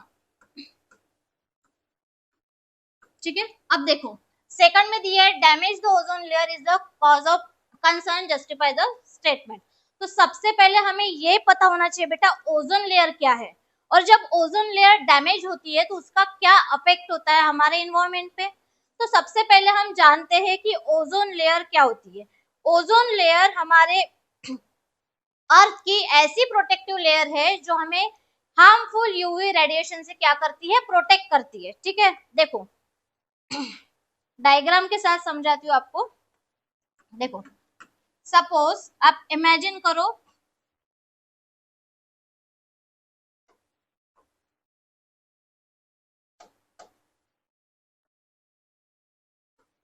ठीक है, ये देखो सपोज ये हमारी अर्थ की क्या है, ये हमारे अर्थ की ओजोन लेयर है। ठीक है, तो ये जो ओजोन लेयर है, ये जो ओजोन लेयर है बेटा, इसका मेन फंक्शन क्या होता है कि जो हार्मफुल यूवी रेडिएशन आ रहे हैं, जो हार्मफुल यूवी रेडिएशन आ रहे हैं, इस हार्मफुल यूवी रेडिएशन से क्या कर रहा है, अर्थ को प्रोटेक्शन प्रोवाइड करने का फंक्शन किसका है, किसका है, ओजोन लेयर का। ये क्या है, ओजोन लेयर। ठीक है, अब फंक्शन तो हमने जान लिया। अब देखो क्वेश्चन में कहा गया है कि अगर ओजोन लेयर क्या होगी, डैमेज होगी। ठीक है, या फिर हम बोल सकते हैं कि ओजोन लेयर में अगर डिप्लेशन आ गया तो इससे क्या अफेक्ट होगा। तो सबसे पहले देखो अगर ओजोन लेयर में डिप्लेशन फॉर्म हुआ तो क्या हो सकता है।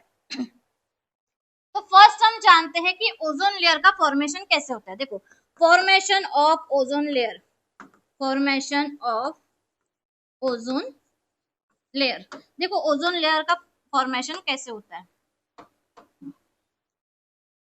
देखो हमारी अर्थ में, हमारी अर्थ पे क्या है बेटा, ऑक्सीजन मॉलिक्यूल है। ठीक है, तो इस ऑक्सीजन मॉलिक्यूल को ये काफी हाइट पे प्रेजेंट होता है, जैसे ओजोन लेयर का प्रेजेंट होती है स्ट्रेटोस्फीयर एंड ट्रोपोस्फीयर पे प्रेजेंट होती है। ठीक है, तो ये ओजोन, ये O2 का जो मॉलिक्यूल है ये यूवी रेडिएशन से क्या हो जाता है,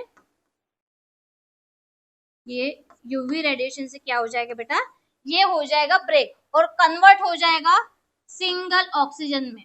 फिर से देखो मैंने क्या कहा, यूवी रेडिएशन से क्या हो जाएगा, जो O2 का मॉलिक्यूल है वो कन्वर्ट हो जाता है बेटा सिंगल ऑक्सीजन में। किसमें कन्वर्ट हो जाएगा, सिंगल ऑक्सीजन में। और ये जो सिंगल ऑक्सीजन है, ये फिर से किसके साथ कंबाइन हो जाएगा, हमारे O2 के मॉलिक्यूल के साथ कंबाइन हो जाएगा और यहाँ फॉर्म होगा O3 का मॉलिक्यूल।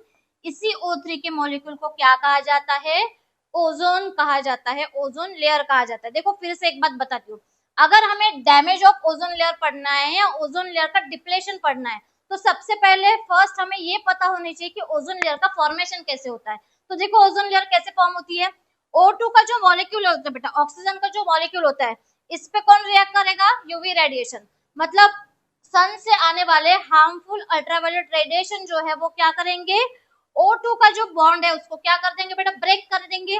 जब ये बॉन्ड ब्रेक हो जाएगा तो ये ऑक्सीजन की जो मॉलिक्यूल है वो सिंगल ऑक्सीजन में कन्वर्ट हो जाएगा। किस में कन्वर्ट हो जाएगा, सिंगल ऑक्सीजन में कन्वर्ट हो जाएगा। और यही सिंगल ऑक्सीजन मॉलिक्यूल फिर से O2 के साथ क्या होगा, रिएक्ट होगा और क्या फॉर्म हो गया, O2 प्लस O क्या हो गया, O3। O3 क्या हो गया बेटा, ये होगी ओजोन लेयर। तो यहाँ पे हमारी क्या फॉर्म हो गई, ओजोन लेयर। ठीक है, नेक्स्ट देखो, इतना समझा। अब आते हैं सेकंड क्वेश्चन पे कि अब देखो damage of ozone layer, ozone layer क्यों डैमेज हो रही है, डिप्लेशन क्यों हो रहा है। तो सबसे फर्स्ट देखो, जैसे हम रेफ्रिजरेटर्स यूज कर रहे हैं, एयर कंडीशनर यूज कर रहे हैं, ठीक है, फायर एक्सटिंग्विशर यूज किया जा रहा है, तो इन सब में हार्मफुल केमिकल होता है जैसे CFC। ठीक है, कौन सा केमिकल होता है, क्लोरोफ्लोरोकार्बन, जैसे CFC प्रेजेंट होता है। तो बेटा ये जो CFC होता है, ठीक है, ये क्या होगा, ये इन्वायरमेंट में रिलीज हो जाएगा और यूवी रेडिएशन के हेल्प से, ये जो CFC है ये फिर से यूवी रेडिएशन के हेल्प से इसका कार्बन का मॉलिक्यूल, इसका क्लोरीन का मॉलिक्यूल, ये सब क्या हो जाएंगे, अलग अलग हो जाएंगे। और ऐसे ही इसमें जो प्रेजेंट क्लोरीन का मॉलिक्यूल है, ये क्लोरीन फिर से O3 के साथ क्या करेगा, रिएक्ट करेगा। मतलब ये जो हमारी ओजोन लेयर है, तो ओजोन लेयर में जो O3 है इसके साथ क्या करेगा, क्लोरीन का मॉलिक्यूल रिएक्ट करेगा और इसको ब्रेक कर देगा, मतलब O2 में कन्वर्ट हो जाएगा और ये क्लोरीन सिंगल ऑक्सीजन के साथ बाइंड हो जाएगा। मतलब फिर से यहाँ क्या हो गई कि जो O3 का मॉलिक्यूल है वो क्या हो गया, ब्रेक हो गया। मतलब कहीं ना कहीं ये ओजोन लेयर क्या हो रही है, डिप्लेट हो रही है। अगर कंटिन्यू ऐसा ही हो रहा है कि क्लोरीन का मॉलिक्यूल आ रहा है या हार्मफुल ऐसे केमिकल्स आ रहे हैं जो ओजोन लेयर को क्या कर रहे हैं, ब्रेक कर रहे हैं, O3 के मॉलिक्यूल को ब्रेक कर रहे हैं और ऑक्सीजन में कन्वर्ट कर रहे हैं, तो कंटिन्यू अगर ऐसी प्रोसेस होगी तो क्या होगा, एक टाइम ऐसा आ जाएगा कि जो ओजोन लेयर है, ये जो ओजोन लेयर है बेटा, देखो ये जो ओजोन लेयर पहले कैसी थी, थिक थी, अब ये ओजोन लेयर क्या हो जाएगी, सपोज ये पहले ओजोन लेयर थिक थी, लेकिन कंटिन्यू जब ओजोन लेयर में डिप्लेशन हो जाएगा तो ओजोन लेयर क्या हो जाएगी बेटा, इस टाइप से थीन हो जाएगी। क्या हो जाएगी, थीन हो जाएगी। अगर ओजोन लेयर थीन हो गई या डैमेज होगी तो क्या होगा, सन से आने वाले हार्मफुल अल्ट्रावायलेट रेडिएशन जो है वो कहाँ आएंगे, वो आएंगे अर्थ पे। ठीक है, और अर्थ पे रहने वाले जो लिविंग ऑर्गेनिज्म है इन पे अफेक्ट करेंगे। कैसे अफेक्ट करेंगे, जैसे हम मान के चलते कि हमारे बॉडी पे इसका क्या अफेक्ट होता है, जो अल्ट्रावायलेट हार्मफुल रेडिएशन है वो स्किन कैंसर क्रिएट करेंगे। ठीक है, ये आई डिसीज क्रिएट कर सकते हैं जैसे कैटरेक्ट वगैरह है, या फिर हम बोल सकते हैं DNA को डैमेज कर सकते हैं। ठीक है, हमारी इम्यूनिटी लो कर सकते हैं, इम्यूनिटी लो हो जाएगी। ठीक है, उसके साथ क्रॉप प्रोडक्शन पे इसका इफेक्ट होगा, क्रॉप प्रोडक्शन क्या हो जाएगा, लो हो जाएगा।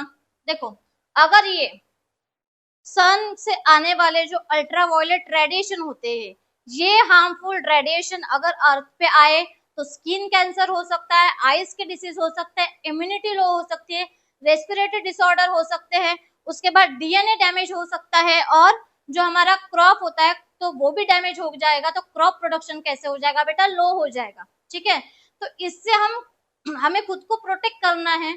तो इससे हम खुद को कैसे प्रोटेक्ट करेंगे, हमें ये सोचना पड़ेगा कि जो डिप्लेशन हो रहा है बेटा ओजोन लेयर में, वो डिप्लेशन ना हो। तो इसके लिए हमें क्या करना पड़ेगा, तो क्वेश्चन सी में पूछा गया है। ठीक है, क्वेश्चन सी में पूछा गया है कि UNEP में ओजोन लेयर को सेव करने के लिए कौन सा डिसीजन लिया गया था। UNEP क्या है बेटा, यूनाइटेड नेशंस एनवायरनमेंट प्रोग्राम। तो इस प्रोग्राम में क्या डिसाइड हुआ था कि जो CFC का यूज होता है वो लिमिटेड यूज होना चाहिए, जो CFC का यूज होता है इसको स्टॉप करना चाहिए, और CFC के जगह पे हम कुछ अल्टरनेटिव सोर्स यूज कर सकते हैं, तो वो अल्टरनेटिव सोर्स यूज करना चाहिए। अगर वो अल्टरनेटिव सोर्स हमने यूज किया तो ओजोन लेयर के फॉर्मेशन में कोई भी इंटरफेयर नहीं आएगा, ओजोन लेयर का फॉर्मेशन जो हो रहा है वो प्रॉपर फॉर्मेशन होगा। बट अगर CFC का यूज ज्यादा होगा तो कंटिन्यूसली हमारी ओजोन लेयर क्या हो जाएगी बेटा, डिप्लेट हो जाएगी टाइम पीरियड के साथ, और हार्मफुल जो सन रेज, अल्ट्रावायलेट रेज है जो सन से आ रहे हैं वो कहाँ आएंगे, अर्थ पे आएंगे, और अर्थ पे रहने वाले जो लिविंग ऑर्गेनिज्म है उनको क्या करेंगे, डैमेज करेंगे। ठीक है, फिर से एक बार हम ये क्वेश्चन रिपीट देखते हैं। देखो, सबसे फर्स्ट क्वेश्चन में हमें फुल फॉर्म पूछा है किसका, यूएनईपी। यूएनईपी का फुल फॉर्म क्या है, यूनाइटेड नेशन इन्वायरमेंट प्रोग्राम। ठीक है, सेकंड बी में पूछा है कि अगर हमारी ओजोन लेयर डैमेज हो गई तो डैमेज होने के बाद उसका क्या इफेक्ट होगा। तो सबसे पहले हमें पता होना चाहिए कि ओजोन लेयर क्या है बेटा, या फिर ओजोन लेयर का फॉर्मेशन कैसे होता है। तो ओजोन लेयर कैसे फॉर्म हो रही है, जो ऑक्सीजन का मॉलिक्यूल है, ठीक है, ऑक्सीजन पे मॉलिक्यूल पे जब यूवी रेडिएशन क्या करेंगे, इसके बॉन्ड को ब्रेक कर देंगे, तो ये जो O2 का बॉन्ड है ये सिंगल ऑक्सीजन में कन्वर्ट हो जाएगा, और ये सिंगल ऑक्सीजन फिर से O2 के साथ क्या होगा, मिक्स हो जाएगा, और क्या फॉर्म होगा, O3। तो O3 क्या है, ओजोन लेयर। और इस ओजोन लेयर का फंक्शन है कि हार्मफुल यूवी रेडिएशन से हमारे अर्थ पे रहने वाले लिविंग ऑर्गेनिज्म को क्या करता है, ये प्रोटेक्ट करता है। सेकंड क्वेश्चन पूछा कि अगर डैमेज होगा तो क्या होगा, अगर ओजोन लेयर का डिप्लेशन हो गया, ओजोन लेयर डैमेज होगी तो क्या होगा, स्किन कैंसर हो सकता है, आई डिसीज हो सकते हैं, DNA डैमेज हो सकता है, ठीक है, इम्यूनिटी लो हो सकती है, और क्रॉप प्रोडक्शन के इस पे बहुत ज्यादा इफेक्ट होगा, तो क्रॉप प्रोडक्शन क्या हो सकता है, लो हो सकता है। तो थर्ड इस क्वेश्चन में हमें पूछा है कि यूएनईपी का जो प्रोग्राम हुआ था इसमें ओजोन लेयर को सेव करने के लिए कौन सा डिसीजन लिया गया था। तो ओजोन लेयर का अगर हमें सेव करना है तो सबसे पहले हमें पता होना चाहिए कि वो डिप्लेट क्यों हो रही है। तो डिप्लेट इसीलिए हो रही है बेटा क्योंकि जनरली हम लोग ये बोलते हैं कि हम लोग नॉर्मली रेफ्रिजरेटर्स का यूज हो रहा है, एयर कंडीशनर का यूज हो रहा है, फायर एक्सटिंग्विशर का यूज हो रहा है, इसमें हार्मफुल केमिकल है जैसे CFC प्रेजेंट है। तो ये जो CFC यहाँ से रिलीज हो रहा है, इस CFC में जो क्लोरीन है ये ओजोन लेयर के साथ क्या करता है, रिएक्ट करता है। तो जो क्लोरीन ओजोन लेयर के साथ रिएक्ट करेगा ये क्या कर देगा, ये फिर से O3 के बॉन्ड को ब्रेक कर देगा, O3 को कन्वर्ट कर देगा O2 में। ठीक है, O3 को O2 में कन्वर्ट कर दिया। अब रेगुलरली ऐसा ही चल रहा है तो O3 जो है वो क्या हो जाएगा, कंटिन्यूसली O2 में कन्वर्ट हो रहा है। तो धीरे धीरे टाइम पीरियड के साथ ये ओजोन लेयर जो है वो क्या हो जाएगी, थिन हो जाएगी। और ओजोन लेयर अगर थिन हो गई तो हार्मफुल यूवी रेडिएशन क्या आ जाएंगे, हमारे अर्थ पे आ जाएंगे। इसीलिए जो प्रोग्राम हुआ था यूएनईपी, इसमें डिसाइड किया गया था कि CFC का यूज कम किया जाए, लिमिटेड किया जाए या स्टॉप किया जाए।